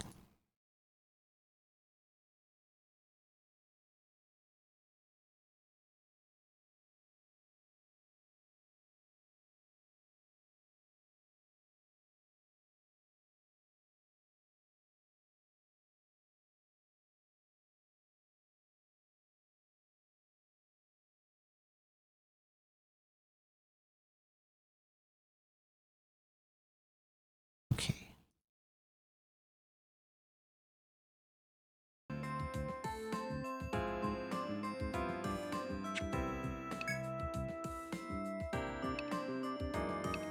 I don't know if I want a shit ton of vitality or if I just focus on armor defense. Big confusion.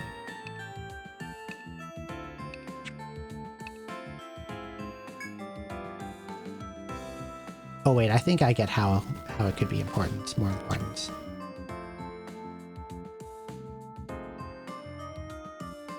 So it says defense and vitality are multiplied together.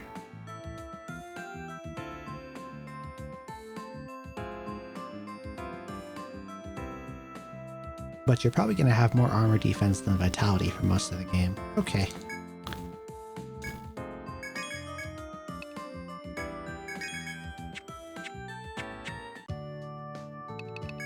Alright, back in we go. I think I know enough now.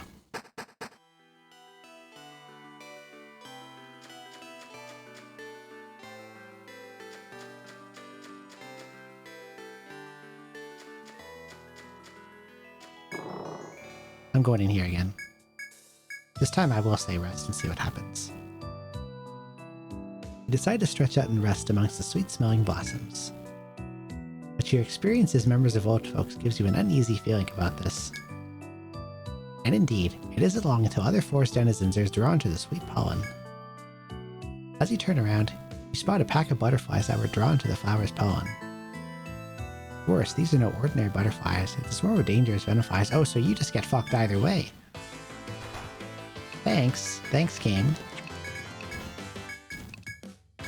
Good to know that you just get totally fried regardless. Okay, I killed one right away. That's good. I might actually be okay.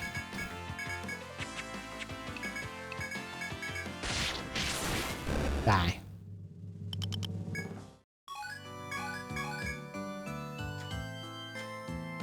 How evil. They just get you either way.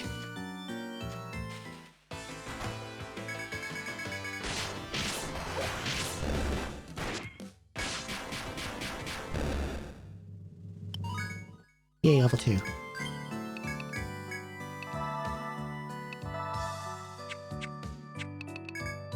Okay, let's see.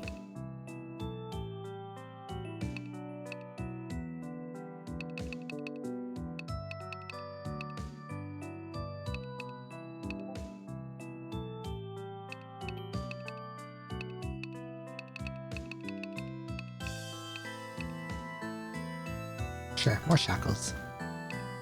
And...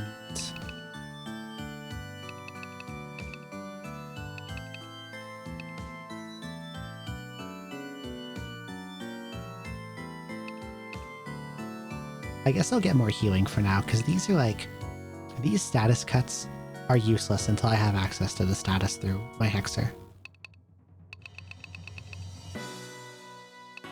So let's raise Warlore more, I guess.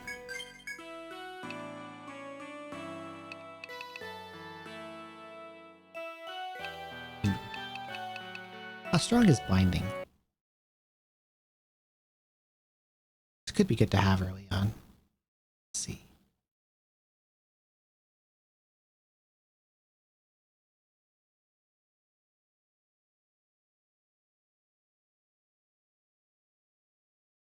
Binding, Torpor, Evil Eye, Paralysis, Corrupt. They only max level. They only need level 5 to max. And their infliction rate is really high at that level 5. That's so good.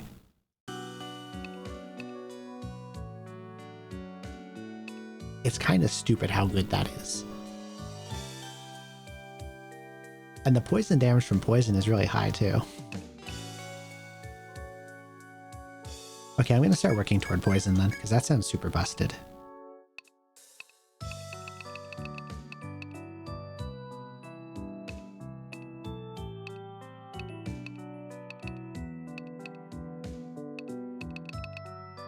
None of these status ups on Troubadour works worth touching unless I somehow run out of points later on, or run out of stuff to do.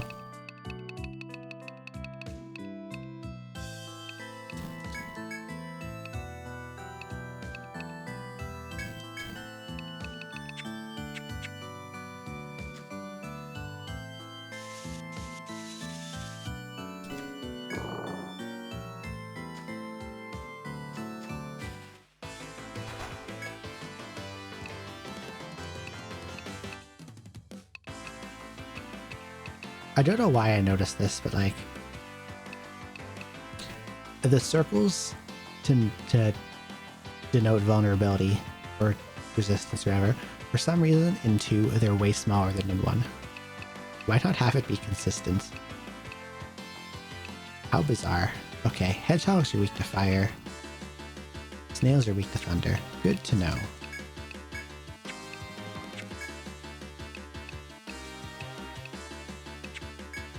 How about... I shoot this guy with the fire shot then. Cool, it one-shots him. That's good.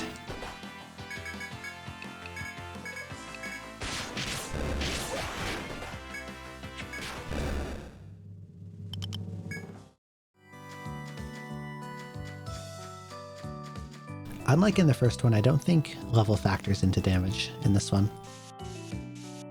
Which is good, because I think that's a stupid mechanic. Especially at the magnitude at which it worked in 1. Where, like, leveling up once, even with no other stat changes, made a massive difference.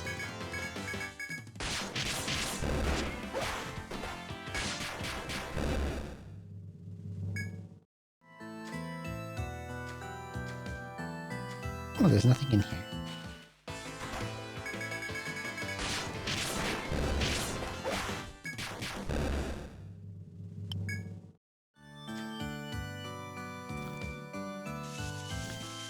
As you continue through the depths of the forest, you notice a small wooden sign.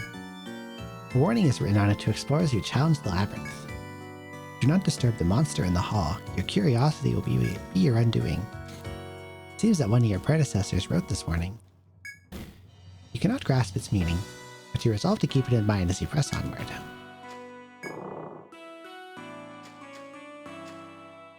It sounds like they're introducing FOEs on 1F instead of 2F.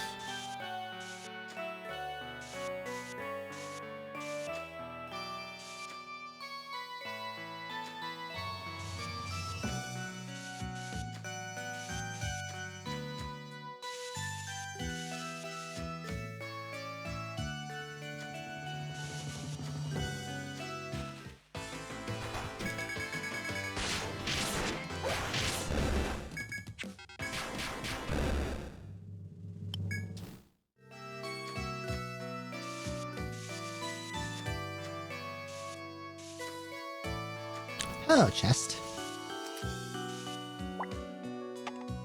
Give me money. Steel pin. Defense plus 5, TP plus 5. Well, that sounds nice. For Gerald, who seems to be a TP devouring fiend.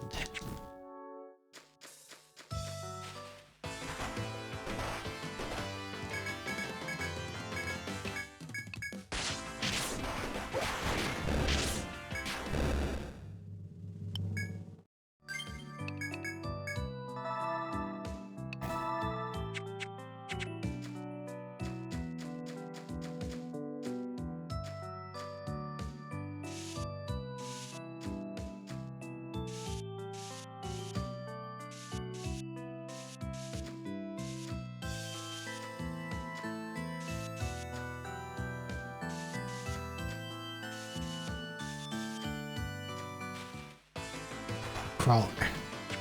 This is the guy who game overed me before. He was not a very nice boy.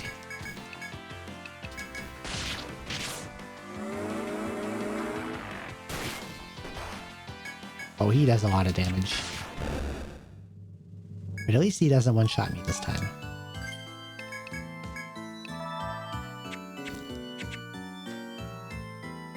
Big boy caterpillar. Take. Well, I don't have anyone who can do that. I'll have to come back with the gather boys.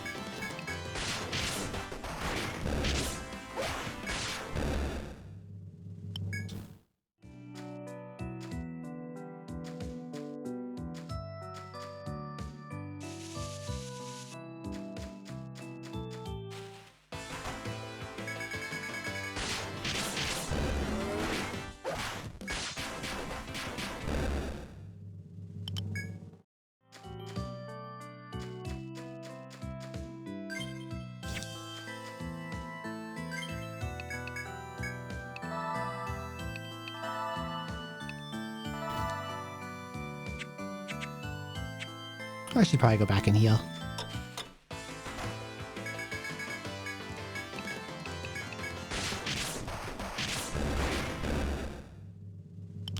Can't really get away with long explorations at low levels.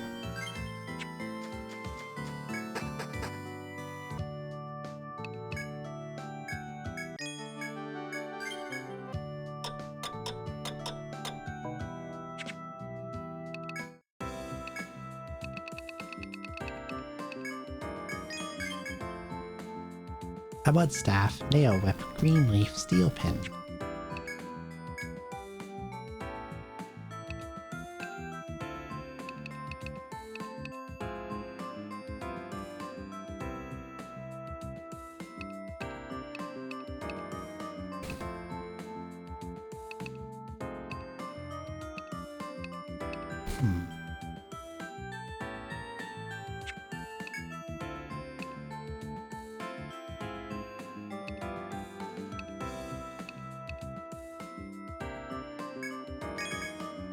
This armor seems good to have.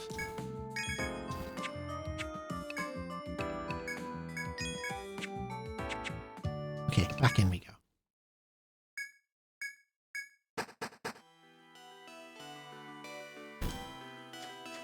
I'm noticing at this point so far, Ariadne threads aren't a thing yet.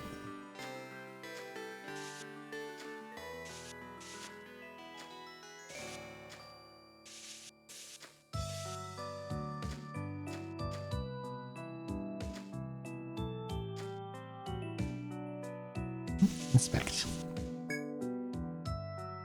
As you walk, you catch a glimpse of something shining in a tree just off the path. You crane your neck to see a hole in the tree just above your reach. It's difficult to tell, but it seems that a gleaming jewel is inside this hole. A jewel like that would make a worthy souvenir of this trip. Reach toward it absolutely. Florence reaches into the hole and gropes around. It seems that a hard jewel-like stone is inside the hole. Florence firmly grasps the stone and pulls it from the tree. Gel core. Nice. Free stuff. You love free stuff. Oh, it's a mole. Those were in the first game in the first floor. They seem to be about the same strength.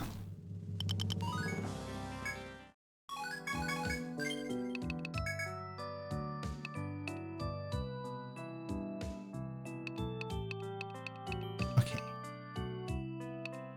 It seems like TP costs scale pretty hard in this game. I wonder how much these TP up abilities give. If it's a lot, they might be worth checking on a number of people. Let's see. Common passives, HP up.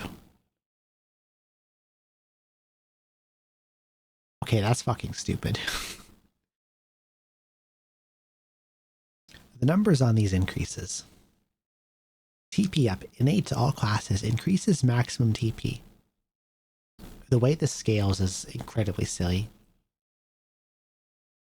2%, 4%, 8%, 14%. At level 5, you get 22% extra TP.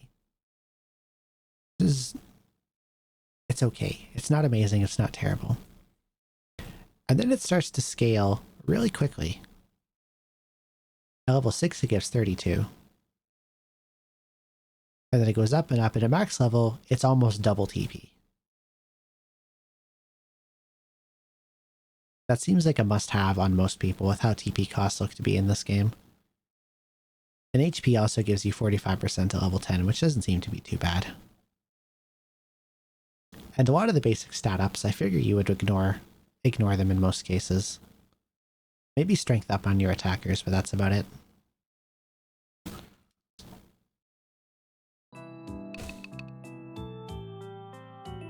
How well do skills themselves scale in like efficacy? Where's Dark Hunter? Let's use them as an example.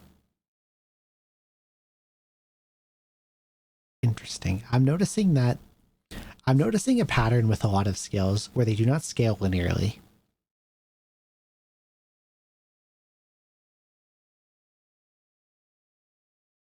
They improve at a greater rate as you increase them. So even as the TP cost goes way up, everything else about it also goes up at like the same. Everything improves exponentially, basically. Or at least has increasing returns on investments. So probably the smart thing to do is rather than spreading points around, it's probably best to max something and then move on to the next thing. and then max that and move on to the next thing and so on. Because like I'm looking at the bind skills on Dark Hunter, the infliction rates at level 1 they start off really low at 20%. And then at level 10 they make it all the way up to 65. That's more than triple. But at level 5 they're only 30%, so like basically if you would invest in something, max it ASAP. Okay, good to know. Good to know. Let's get more shackles then.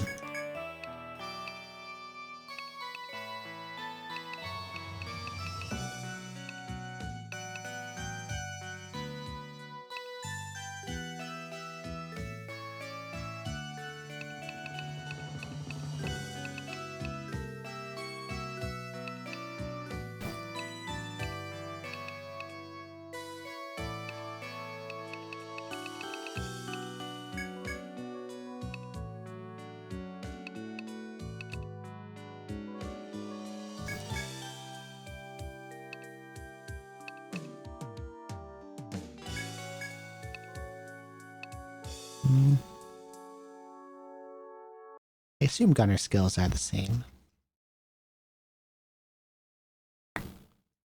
I'm going to want to probably pump into one of these before moving on. Let's see. Level 1, damage 125. Level 10, damage 215. So it's not quite as crazy.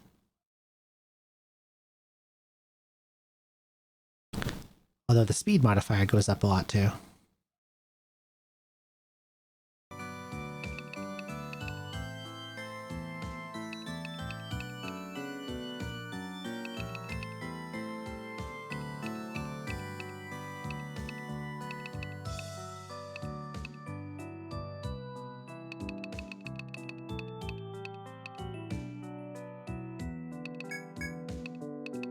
I'll just dump into one and then leave the others at 1 for now.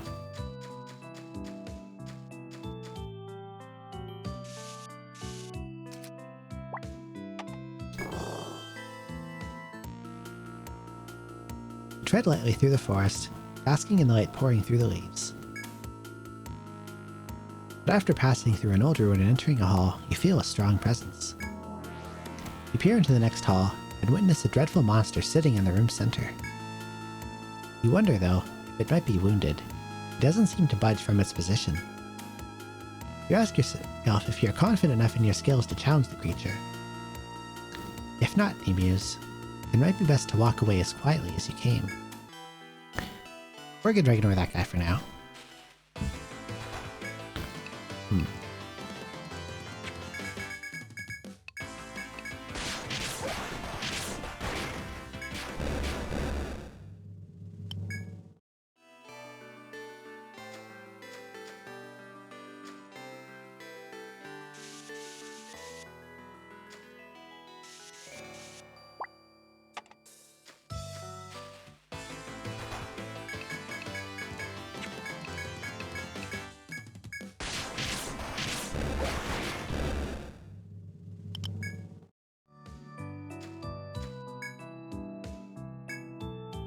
Okay, shortcuts are unmarked. They are invisible. Good to know.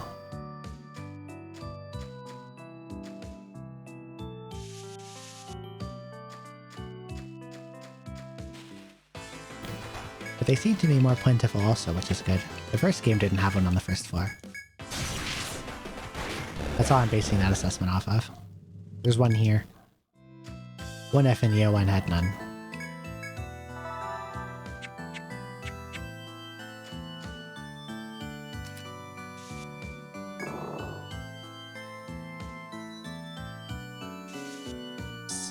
Into that.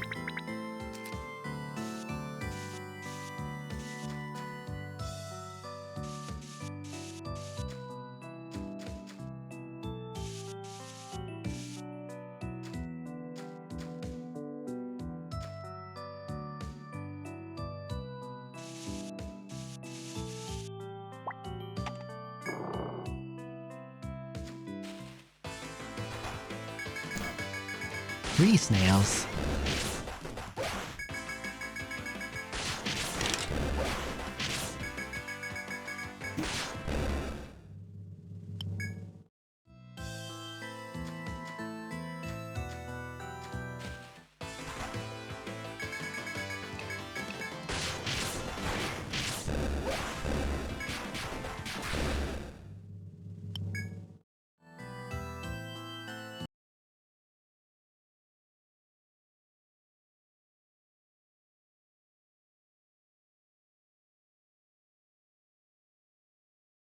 My neighbor's dog has been outside barking for the last almost half hour, nonstop. It's becoming very annoying.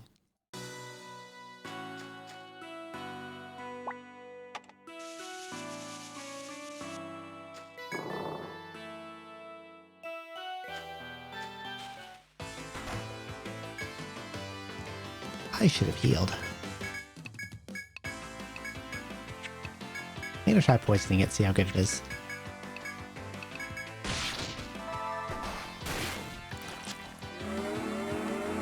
Well, I won't find out how good it is because it missed.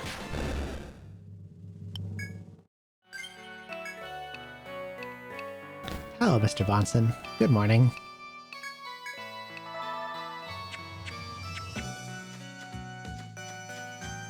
I 100% in Etrian Odyssey 1.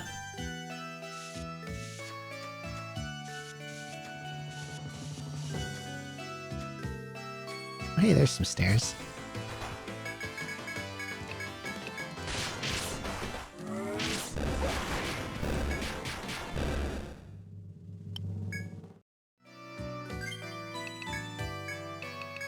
What do you think of this hat? I think this is a pretty good hat.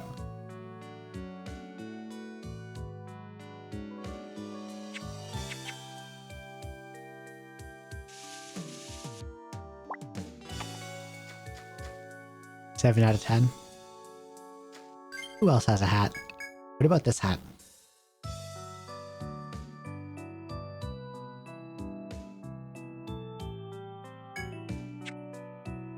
I think this is also a good hat.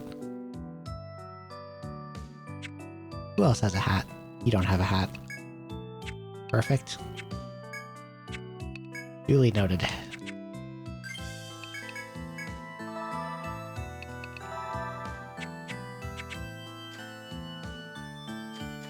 It's over here. A crawler and another enemy.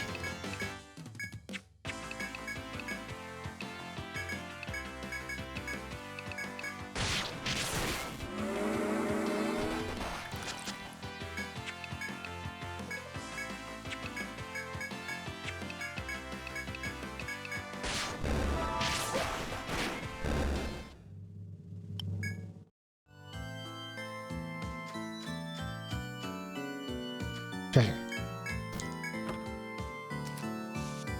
Wakizashi. Well, I don't have a Ronin, so... I don't think I will be using that. Okay, let's get out of here. I want to go heal.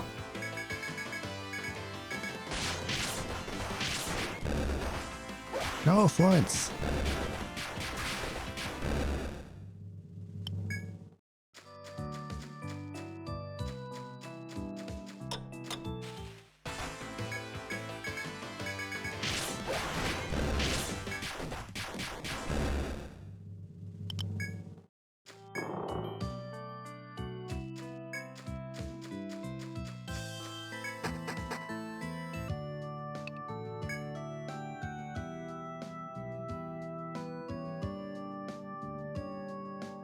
I am inclined to dislike this guy immediately for some reason.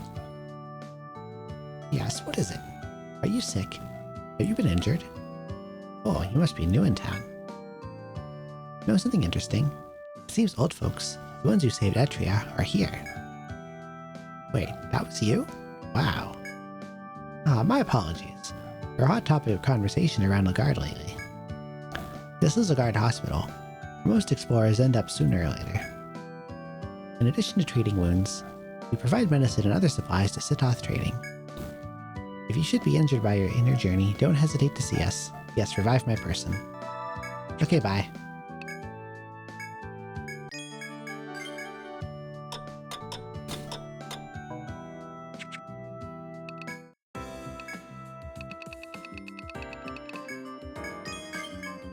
Kalinga. Jerkin. Hardvest. Red gauge. Okay.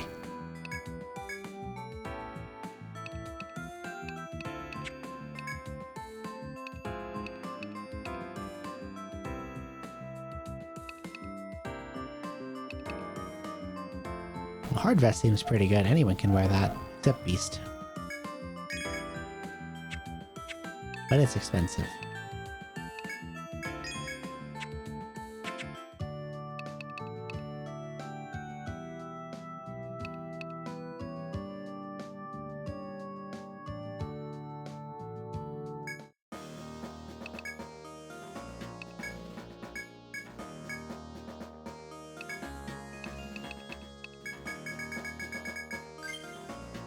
I wonder if I can reasonably get the Gather Boys together. Or will they die? Let's see.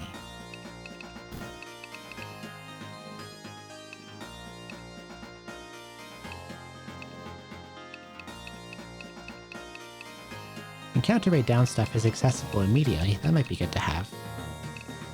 How good is it though? Let's see. Survivalist.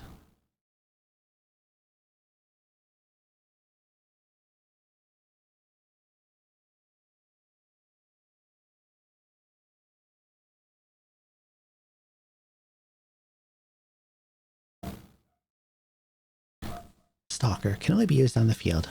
Lower the encounter rate by lowering the danger value of tiles for a set number of steps. Drops it down to 20% at max level, which seems pretty good. Okay. And I'm guessing escape walk works on a per character basis.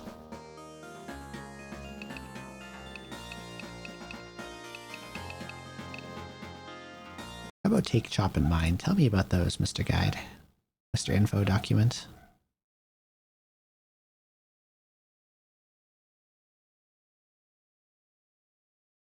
One more gather attempt per day per point. Okay.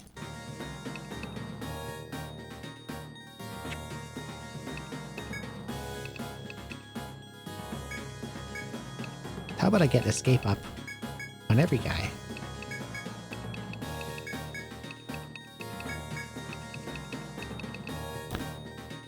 And then one guy will invest into Stalker.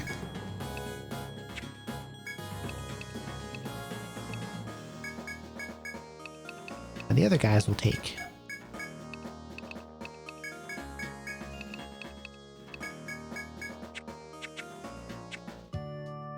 Let's see how well this works out.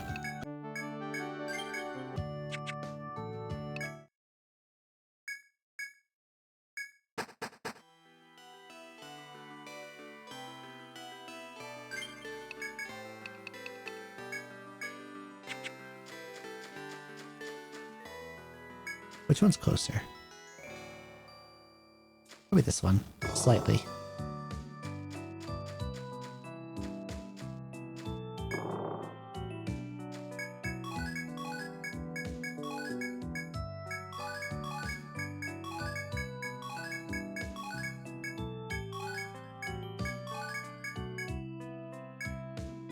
Okay.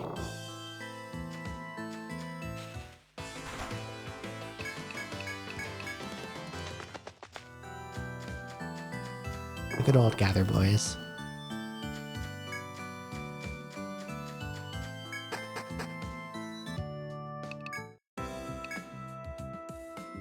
Okay, this is fantastic for money.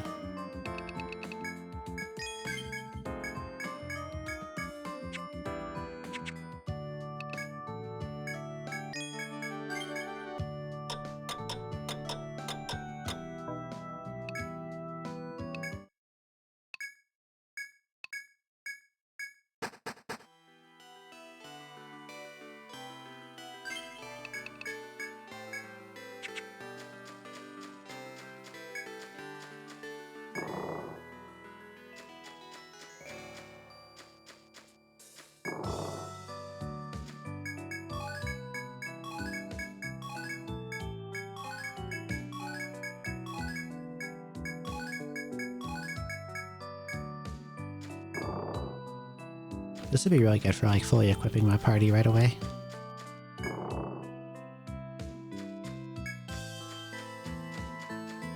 I didn't even get an encounter. Oh yeah.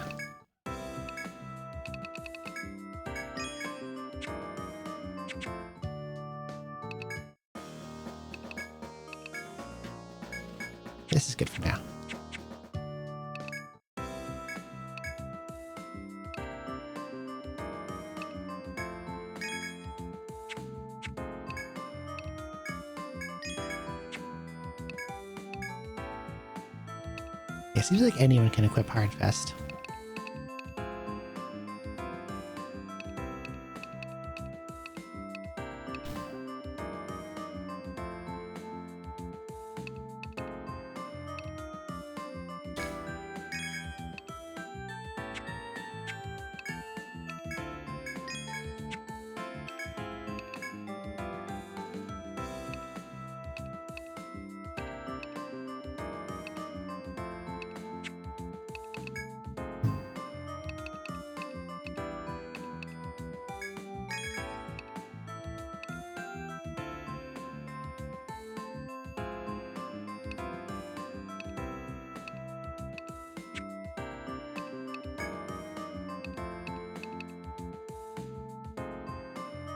Gerald needs something else.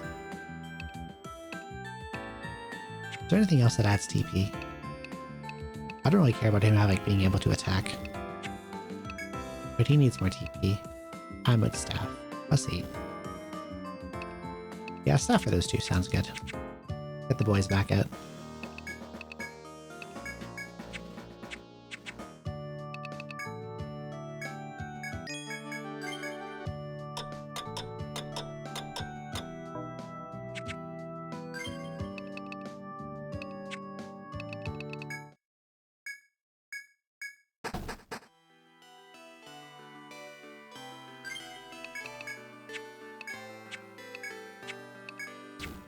You have it.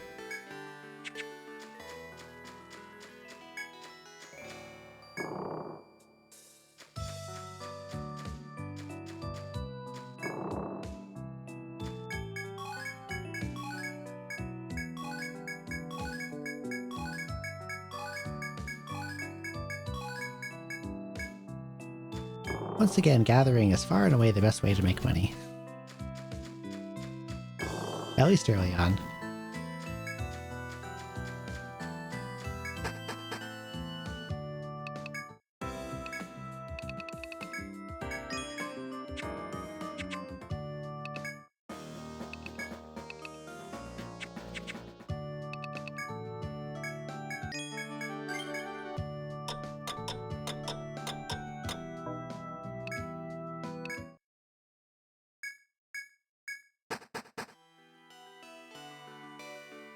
With some more money, I could get a new weapon for Helena and Florence as well.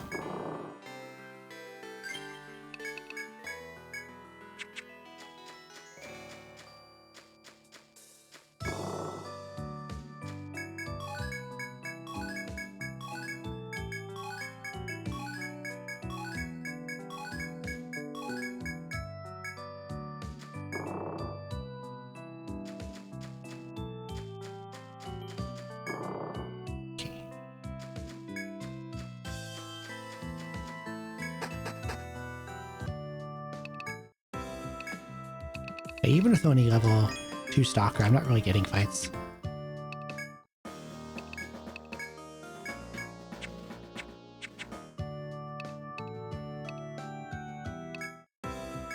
Okay, weapons. Staff for you. Staff for you. New whip for you. A new sword for you.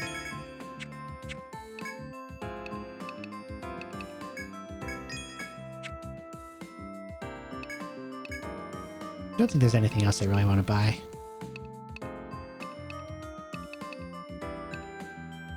Actually.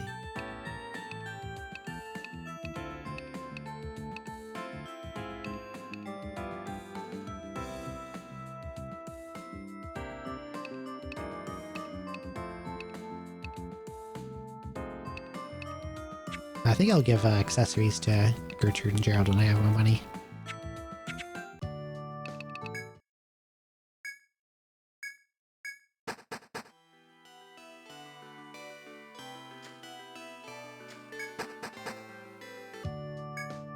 Probably a dumb idea.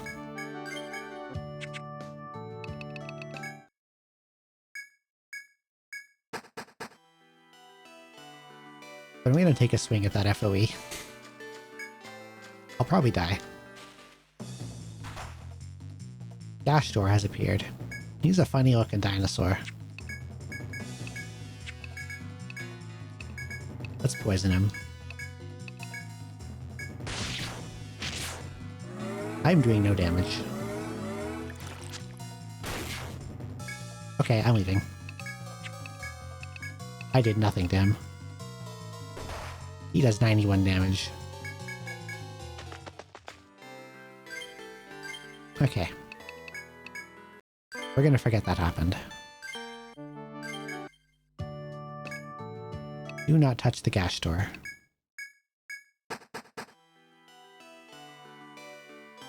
Maybe in like 5 levels I'll come back and try to smack him around a little.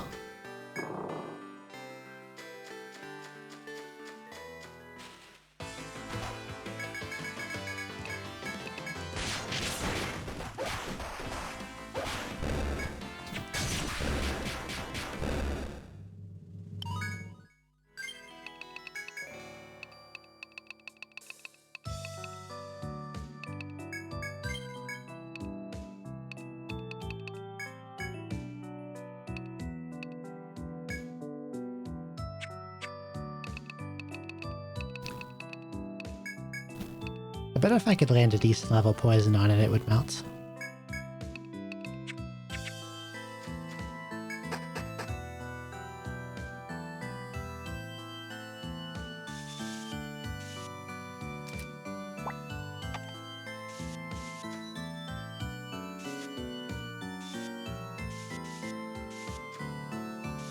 Hazardous habitat, this floor's called.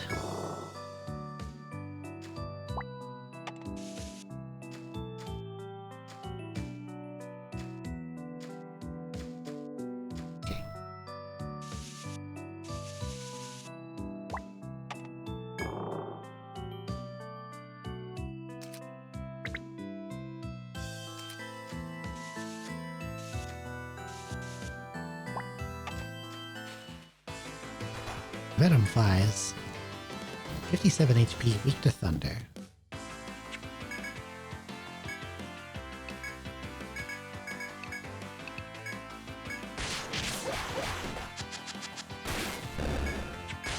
Okay, Volt Shot can one-shot them then, which is good.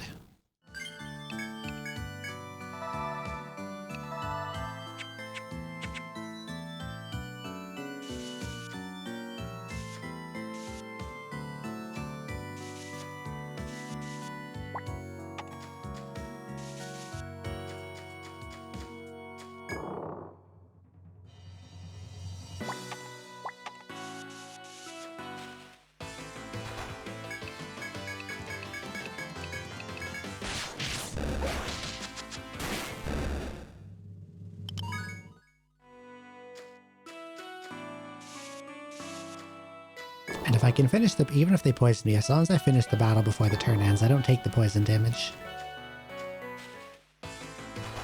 What the hell is that? Why does the forest have a cactus? Cactoid.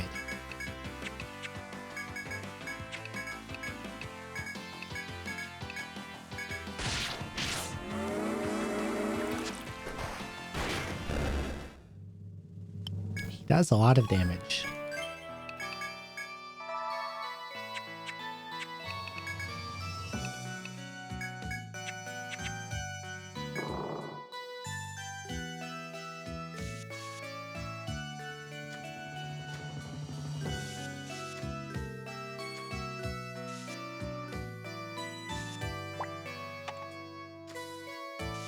Okay, he's just patrolling, he's not chasing me. Seems like he just goes around in circles.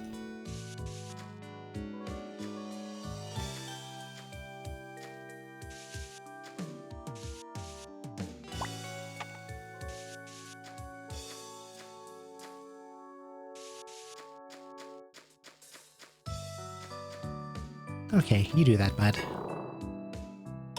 Oh, there's another one in here.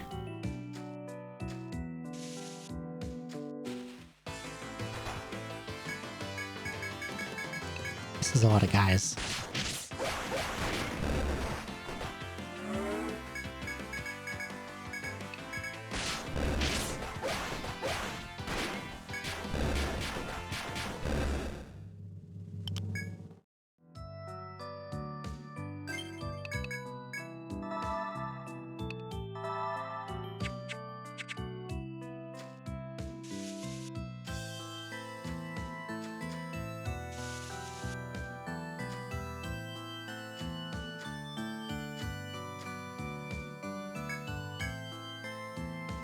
On closer inspection, there are a number of shining coins lying among the roots.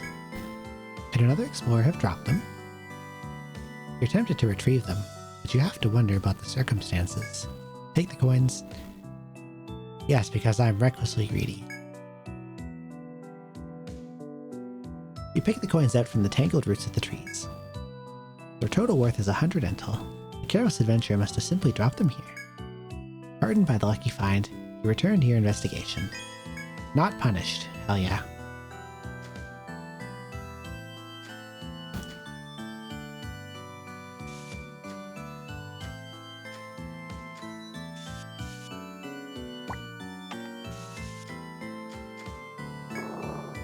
Okay, since I don't have a thread, I should probably switch back. Not sure when thread's unlocked, but does not seem to be yet.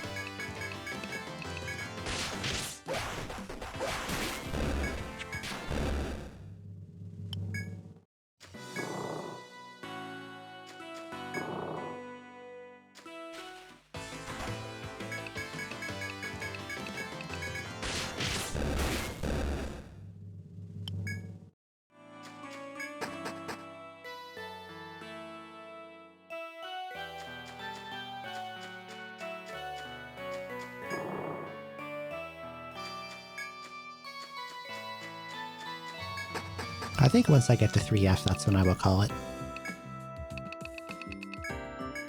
Wind down, go to bed.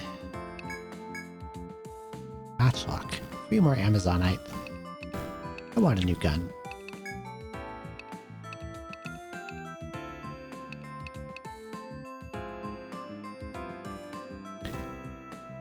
More agility on an ailment inflictor seems like a good idea.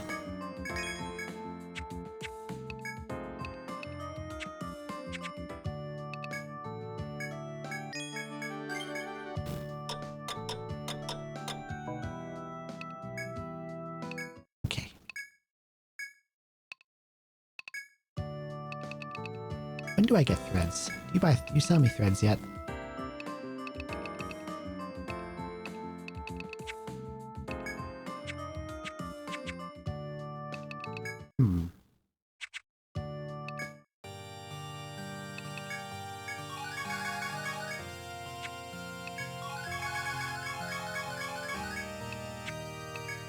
Well, this has a gear registry too. Okay, more stuff to collect. Give me threads. What about the bar? Look at this old jolly fellow. Eh? War. Aw, aren't you the ones who saved Etrian? Old folks, right? But what are you calling yourselves now? Eh, like it matters. I changed my name, but also didn't change my guild name, and everyone acts like I changed my name. It's a little funny. One thing's for certain. Everyone I know tells me that you lot are quite strong. Don't just stand there. Come in. Come in. Let's get down to business. I get a lot of requests here, and I put them up on that bulletin board over there. Usually it's stuff like, pick this up, or defeat that. Pretty damn lazy bunch if you ask me. But the reward is usually well worth the trouble. It's a good way to pick up a few things here and there. Ah, you should know all this. You can take on requests here in the bar, which are optional jobs or requests. There are many types of quests, each with its own reward. Select accept quests from the menu to see the details. Okay, this guy wants mineral water from the labyrinth. Okay, I know where that is. This one's from the restaurant down the way. The man there is in powerful need of rock water. It's bracing stuff, but you can only find it in the labyrinth. You don't have to go in too far, mind. Should be able to get some on the first floor. Just bring back some of that water and the job's done. Good luck. Okay, bye. I know where that is. I hope it gives EXP. Quests in the first one didn't give EXP, and that was kind of fucked up. It made it so that there was like no incentive to do them. Unless the specific reward is really, really good. And it usually wasn't.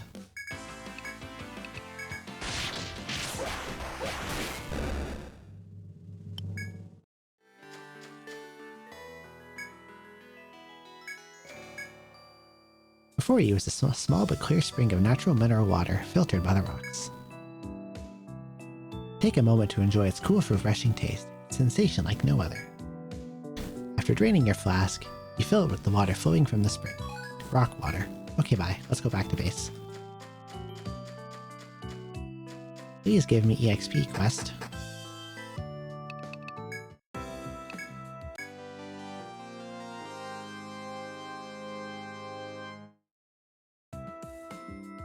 Well, look who's back. You've got the rock water.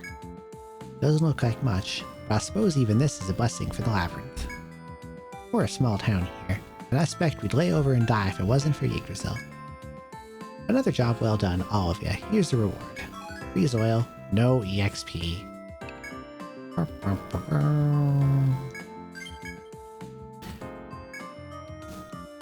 Craftsman's been here for a dog's age. He's a mite odd, but damn good at his job. Makes clothes from animal skin, but it's a tough needle that can pierce them hides. Long story short, you kill this needled critter and bring back the spines. Shouldn't be too hard to find a beastie that'll drop the long pins you need. Good luck. Okay. Item trade. Okay, this is the usual. Sell the stuff to the shop for the thing, get the thing. Ah, I know you take the bait on this one. Just say weapon and the explorers come running. You know Sitoth Trading, of course. The dry goods store just out front. Exactly. Never seen Sitoth myself, as the man's obsessed with his job. He never leaves the workshop. Ah, this one's from his girl Abigail. She wants you to help you lot out by making new weapons. How can you refuse a girl like that? I put it up straight away, but, well, to be honest, I wasn't listening too close. You'll have to go ask her what she needs. What a bogan. Okay. The Grand Duchy seeks a guild that can spare a Landsnack who is a reach at least level 2. Reward power ring.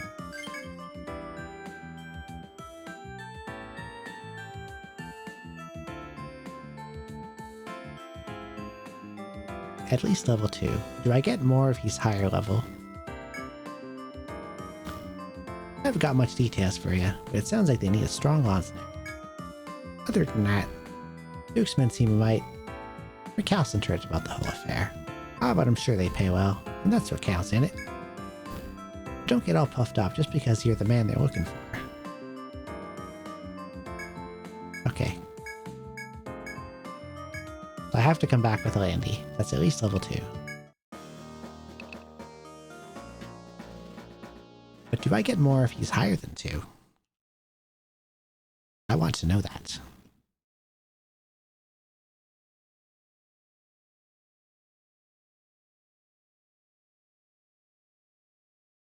Doesn't sound like it. Also, the wiki says level 3+. Why does it do that?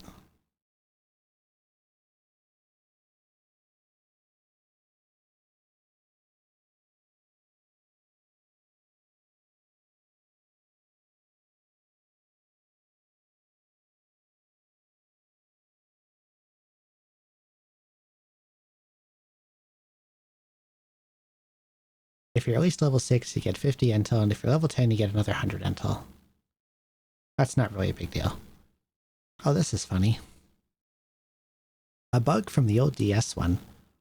All quests that require a certain class at a certain level will glitch the game while you have the quest in your log. It causes the game to lag because the game is constantly checking to see if you satisfy the condition at any time. Oh, that's dumb. Thankfully, it's only on the DS version, and not here. What a silly thing. Okay, register party. I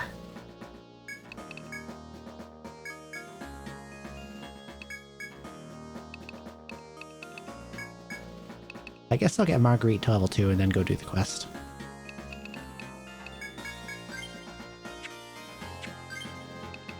Because the power ring would be nice to have.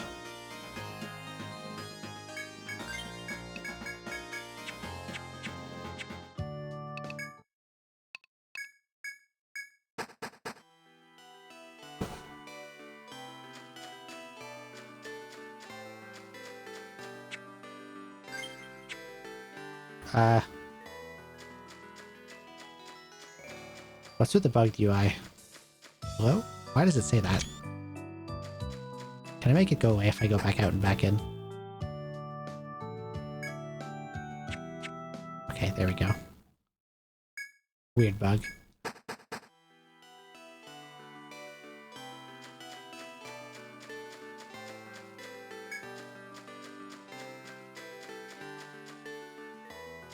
Okay, give me some battles.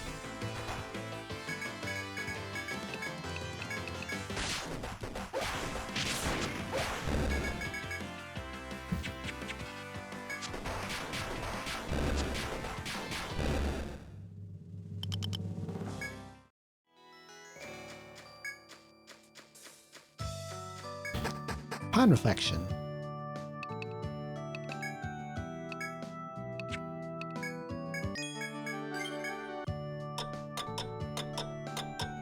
if I'm going to take anyone out of my party, for any reason temporarily, the person that I take out should probably not be the healer.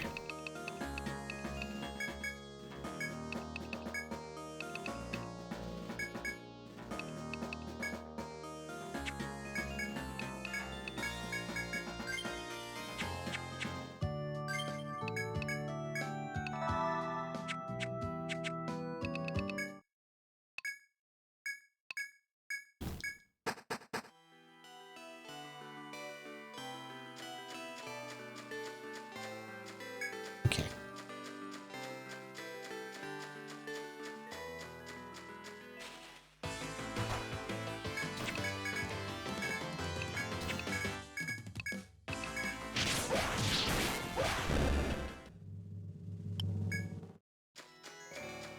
I'll just go complete the quest as soon as Marguerite's level 2.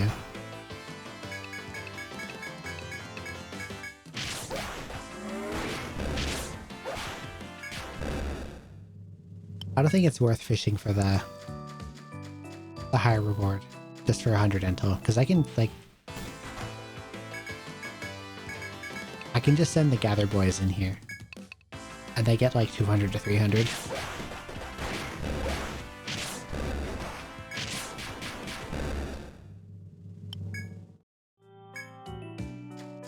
Oh, I got enough long pins for the other quest too. Nice.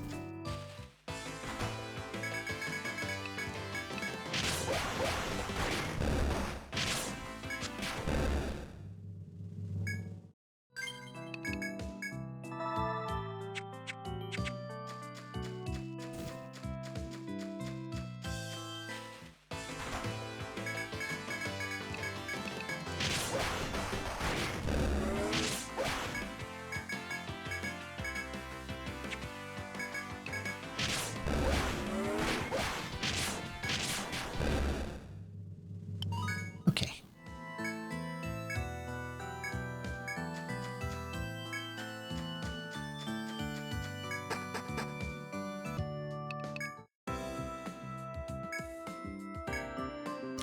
Materials list myself. 1 bug wing, 1 bent twig. Okay.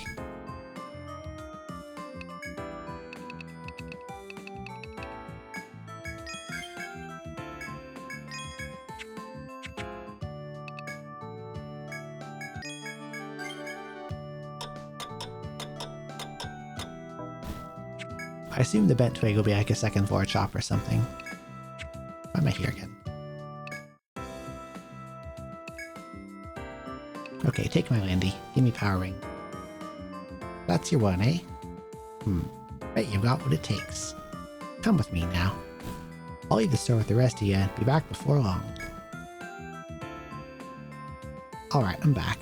I saw the hodgepodge lot they gathered. What a sorry crew. Year 1 trumped them all put together. Ah ha ha. I don't know what they're up to, but sit tight, they should be done soon. Ah, here we are. So, what was the big deal? They had you teaching swordplay to the green recruits. Aha, well good job whatever you did. What the devil could a scrawny fighter like you teach them? Well, if they don't complain, neither will I. Well done. Yay powering.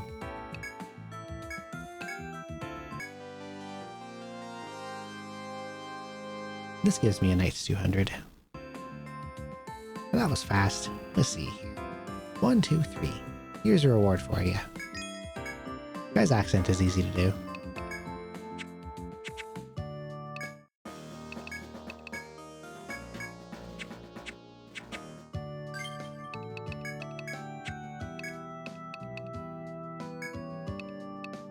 The power ring gives me a ton of damage, so let's slap that boy on.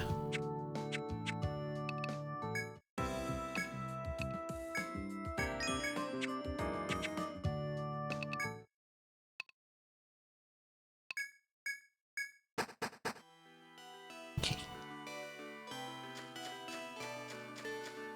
Back to 2F.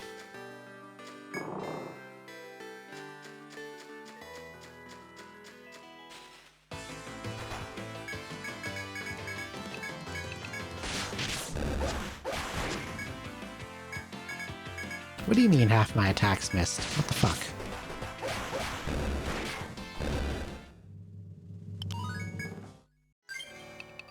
I disagree.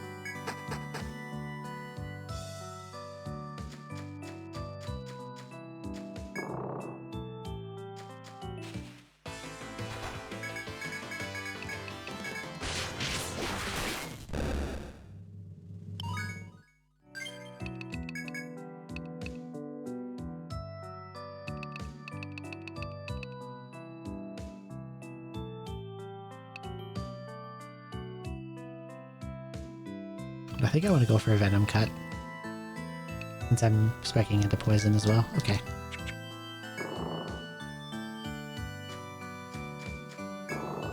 I can leave Blind Cut for later.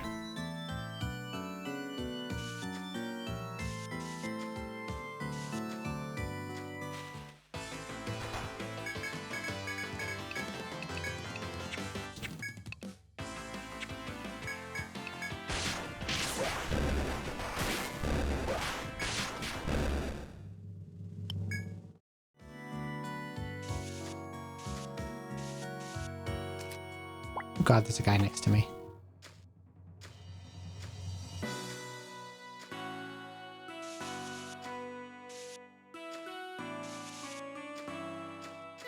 Okay, that's the route he takes.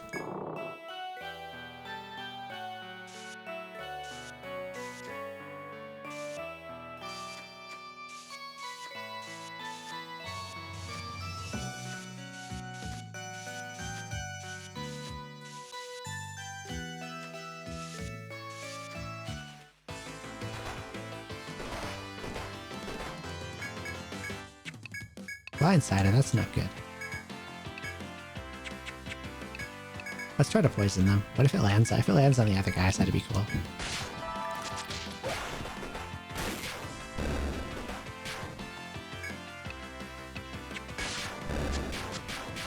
Okay, even just at level 1, that poison does feel... not level 1, it's like level 3. Level 3, the poison does 50.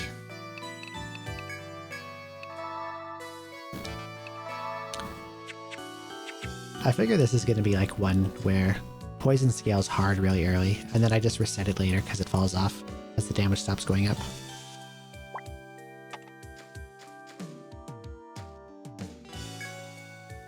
Shadow moving at the lane's end. Can barely make out a squirrel-like animal in the shadow of a large plant. The rodent doesn't seem to fear your party, and it chirps brightly as it approaches. Squirrel. Seems as though it wants you to pet it. Wonder if you should oblige the creature. Okay. You reach out to the small animal. But it takes the opportunity to run up your arm and onto your body, as always.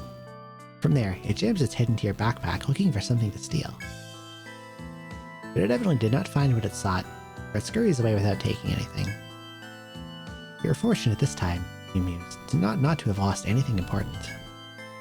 You resolve to be more careful in the future as you return to your investigation of the forest. If you haven't already had any threat, the squirrel steals it. That squirrel is a mainstay trap of many games. Medica 2, okay.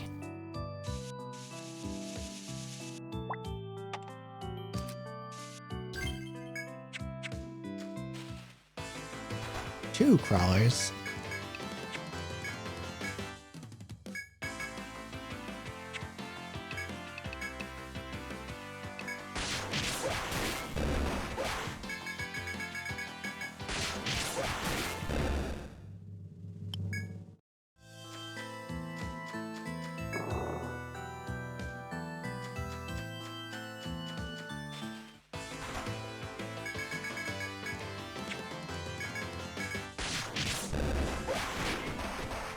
Should probably go back to town.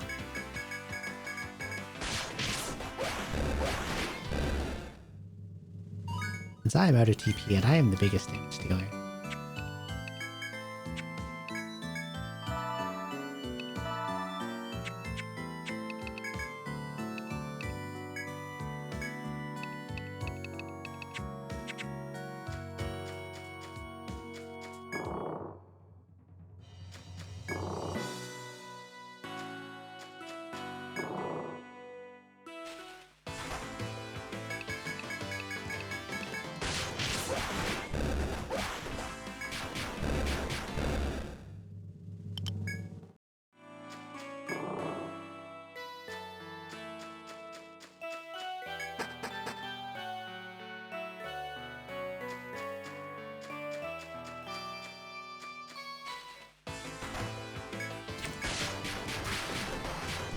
Pew pew pew pew. Helena's almost dead.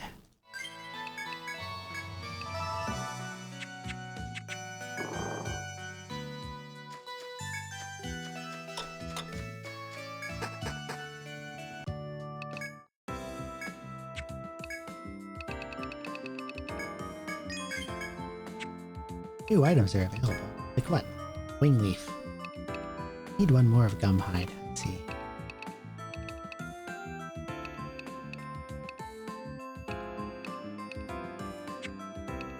The stuff I just can't get yet.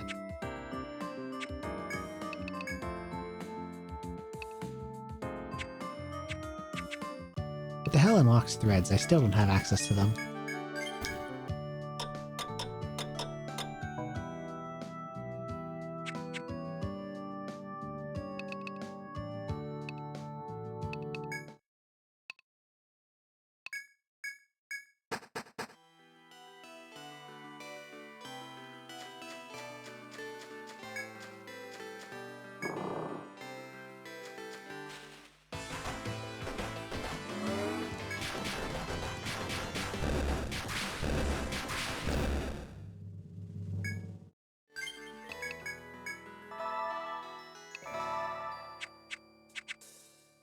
Okay.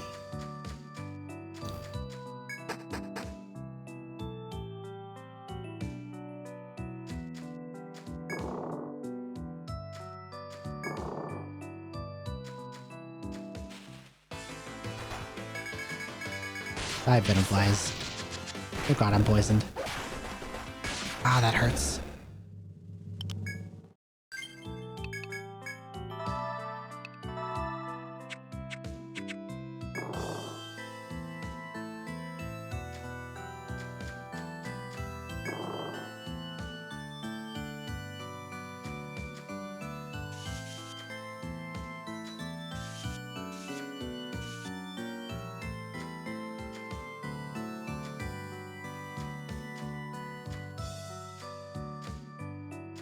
Quite a second floor.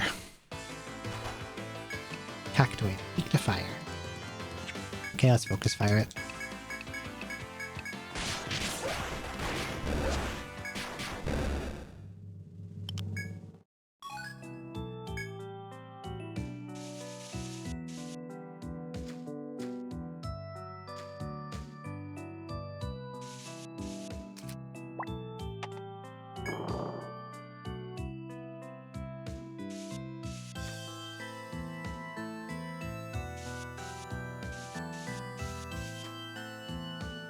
More FOBs. Let's avoid them.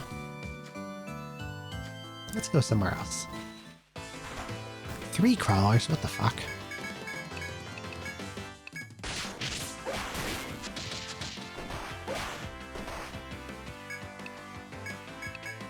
This has quickly become out of hand.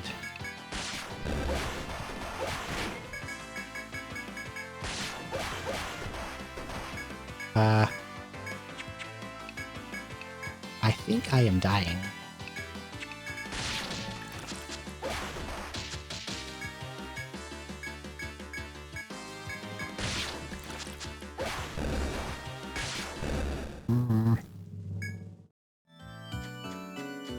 Let's get out of here. Fury Horn has appeared. I think I'm dead. Never mind, I got away.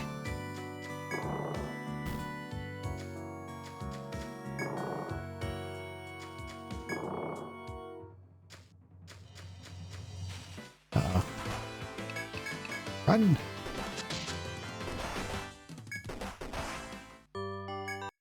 I died. I see.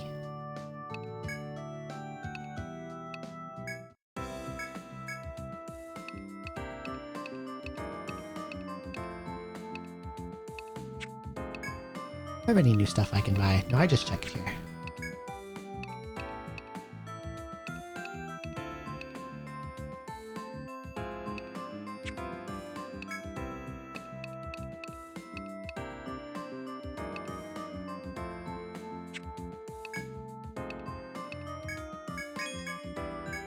I can get you out of speed ring.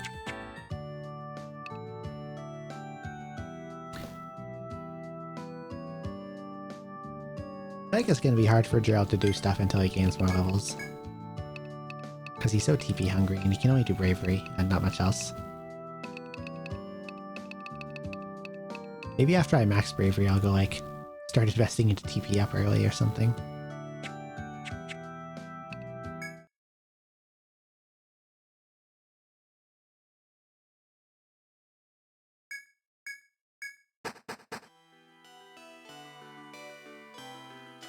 I really want to know when I get access to Ariadne threads.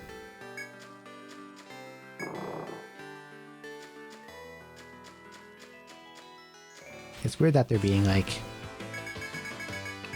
withholding them.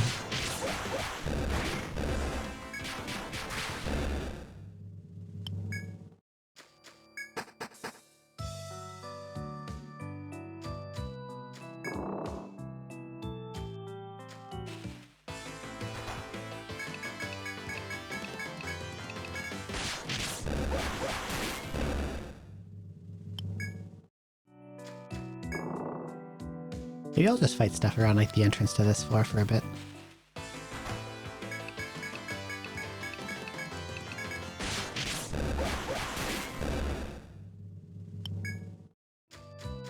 So I can like venture forth more confidently without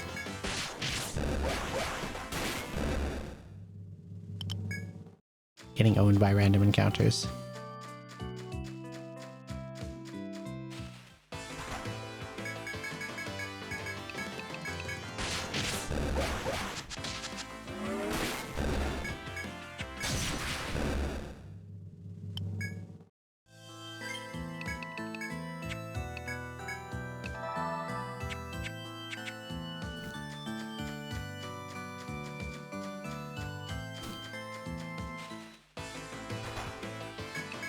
Because right now I don't get very far before I run out of TP and have to run back.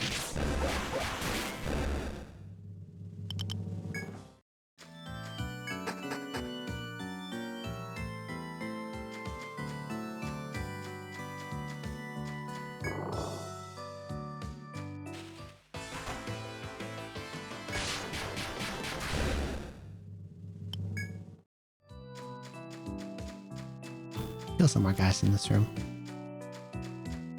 I want at least everyone to level before I go out of here.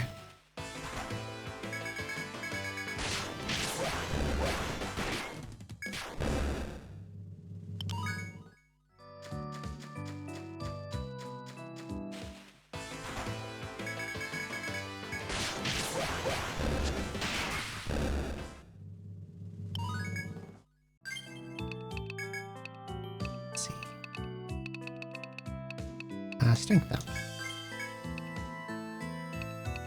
Poison. Bravery. Full shot. Yeah.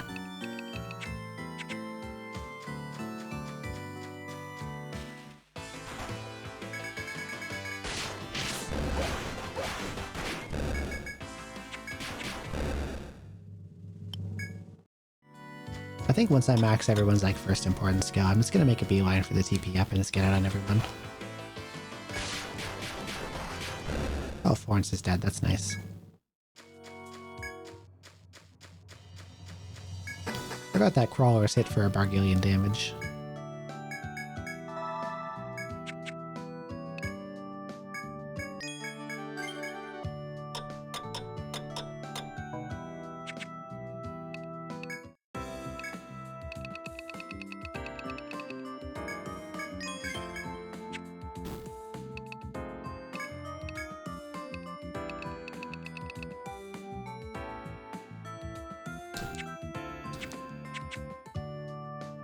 When the heck do I unlock threads? This is bothering me.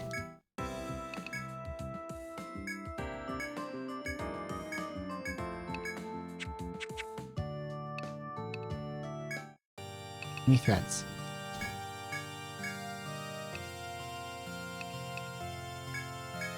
Okay. No threads.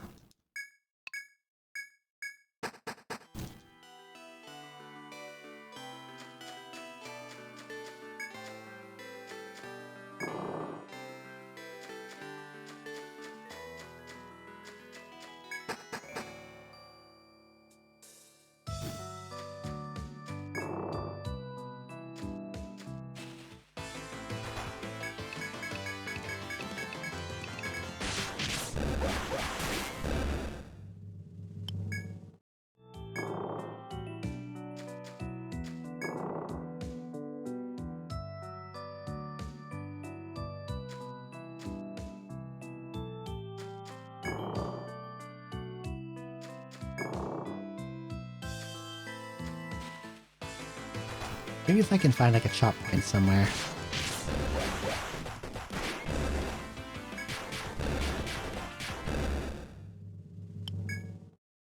Something from that would be fun. I can make it here with the boys. I haven't seen one yet on this floor.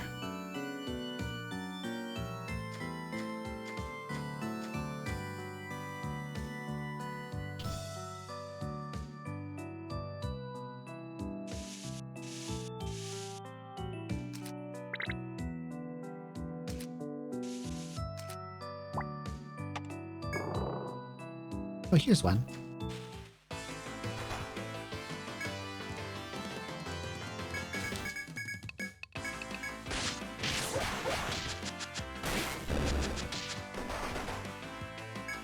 I don't like this room.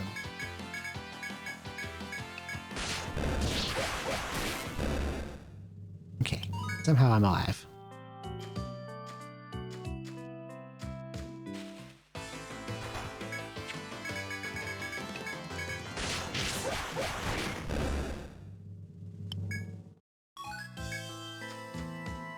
Mine, okay.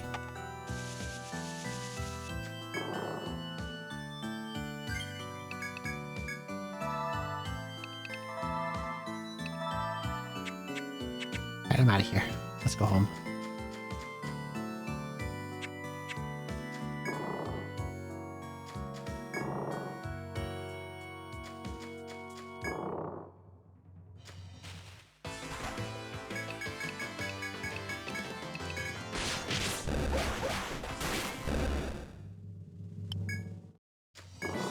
Now that I know that spot exists, maybe I can get the Gather Boys to it.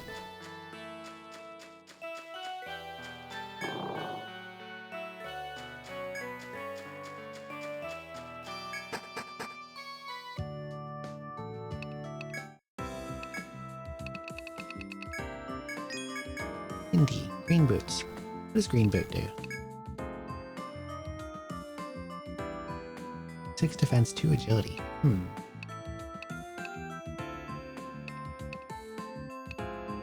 Ah.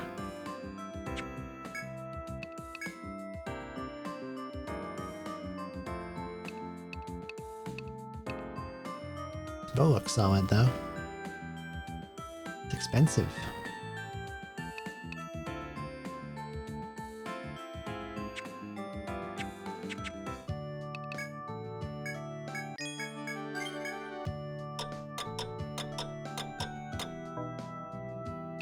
Okay.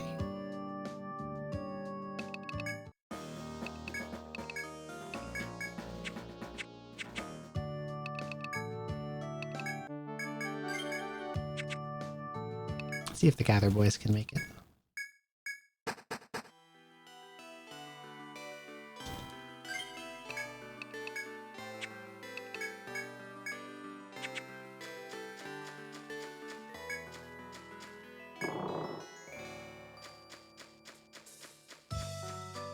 I think even with Stalker on, I'm probably going to get at least one encounter.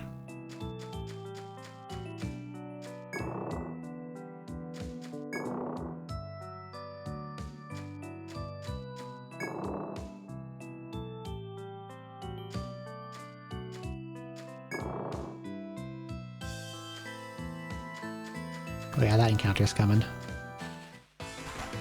Run! Okay, good. I didn't get mining skill. Foolish, foolish, foolish, foolish, foolish behavior. Why am I dumb? Okay. In that case. The boys must become stronger. And get mining skill.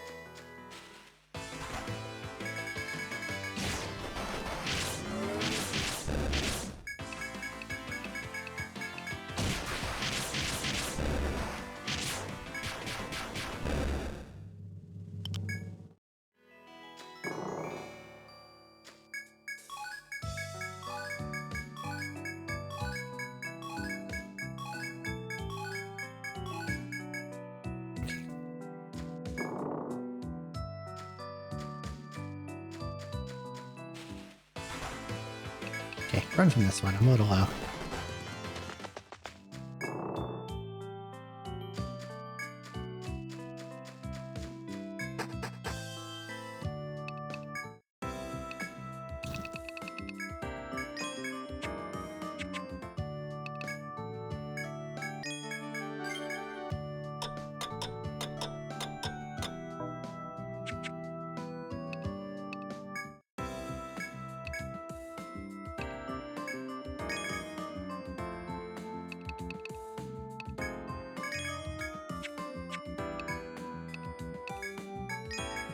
Make the boys strong.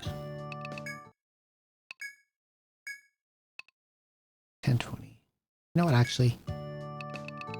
I think I should call it here. It's 9 AM. It'd be silly to go longer. It's getting close to my bedtime.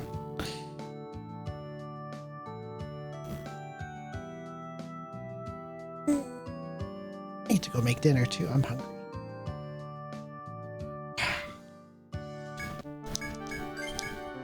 Can train up the boys a little bit off. Just some grinding. I had a good time. I'm so glad I 100%ed one. That went way fast. It went so much faster than I thought it would. I thought the final boss would be stronger. And I thought his script would be more unpredictable, but I figured him out pretty quick. And then I managed to take him down in what was it, 3 or 4 attempts? Which I think was good.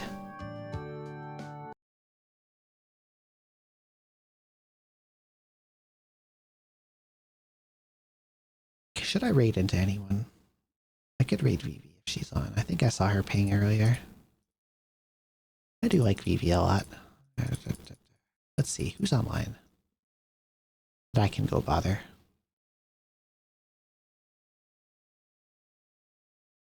Croc Legend of the Gobos. That's what she's playing. Who else is on? Is anyone playing an Etrian Odyssey? Someone else is playing HD. Who are you?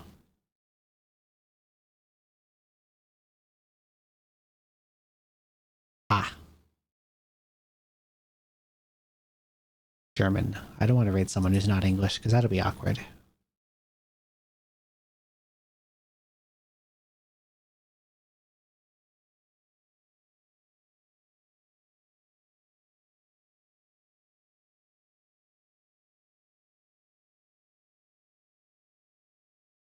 I'll just end normally. Raiding feels scary right now. Thanks for everyone coming to watch. I'll be live again tonight, this afternoon, this evening, something like that, after I sleep and eat and whatever. I'll play some KC. I want to make more progress in the event. At least get to the end of E3, and then play more of the KC events. The next day, too. Or I'll play some Elden Ring, I'm not sure yet. But I hope you all have a good rest of your day or night. I'm gonna eat and relax and go to bed. Bye-bye.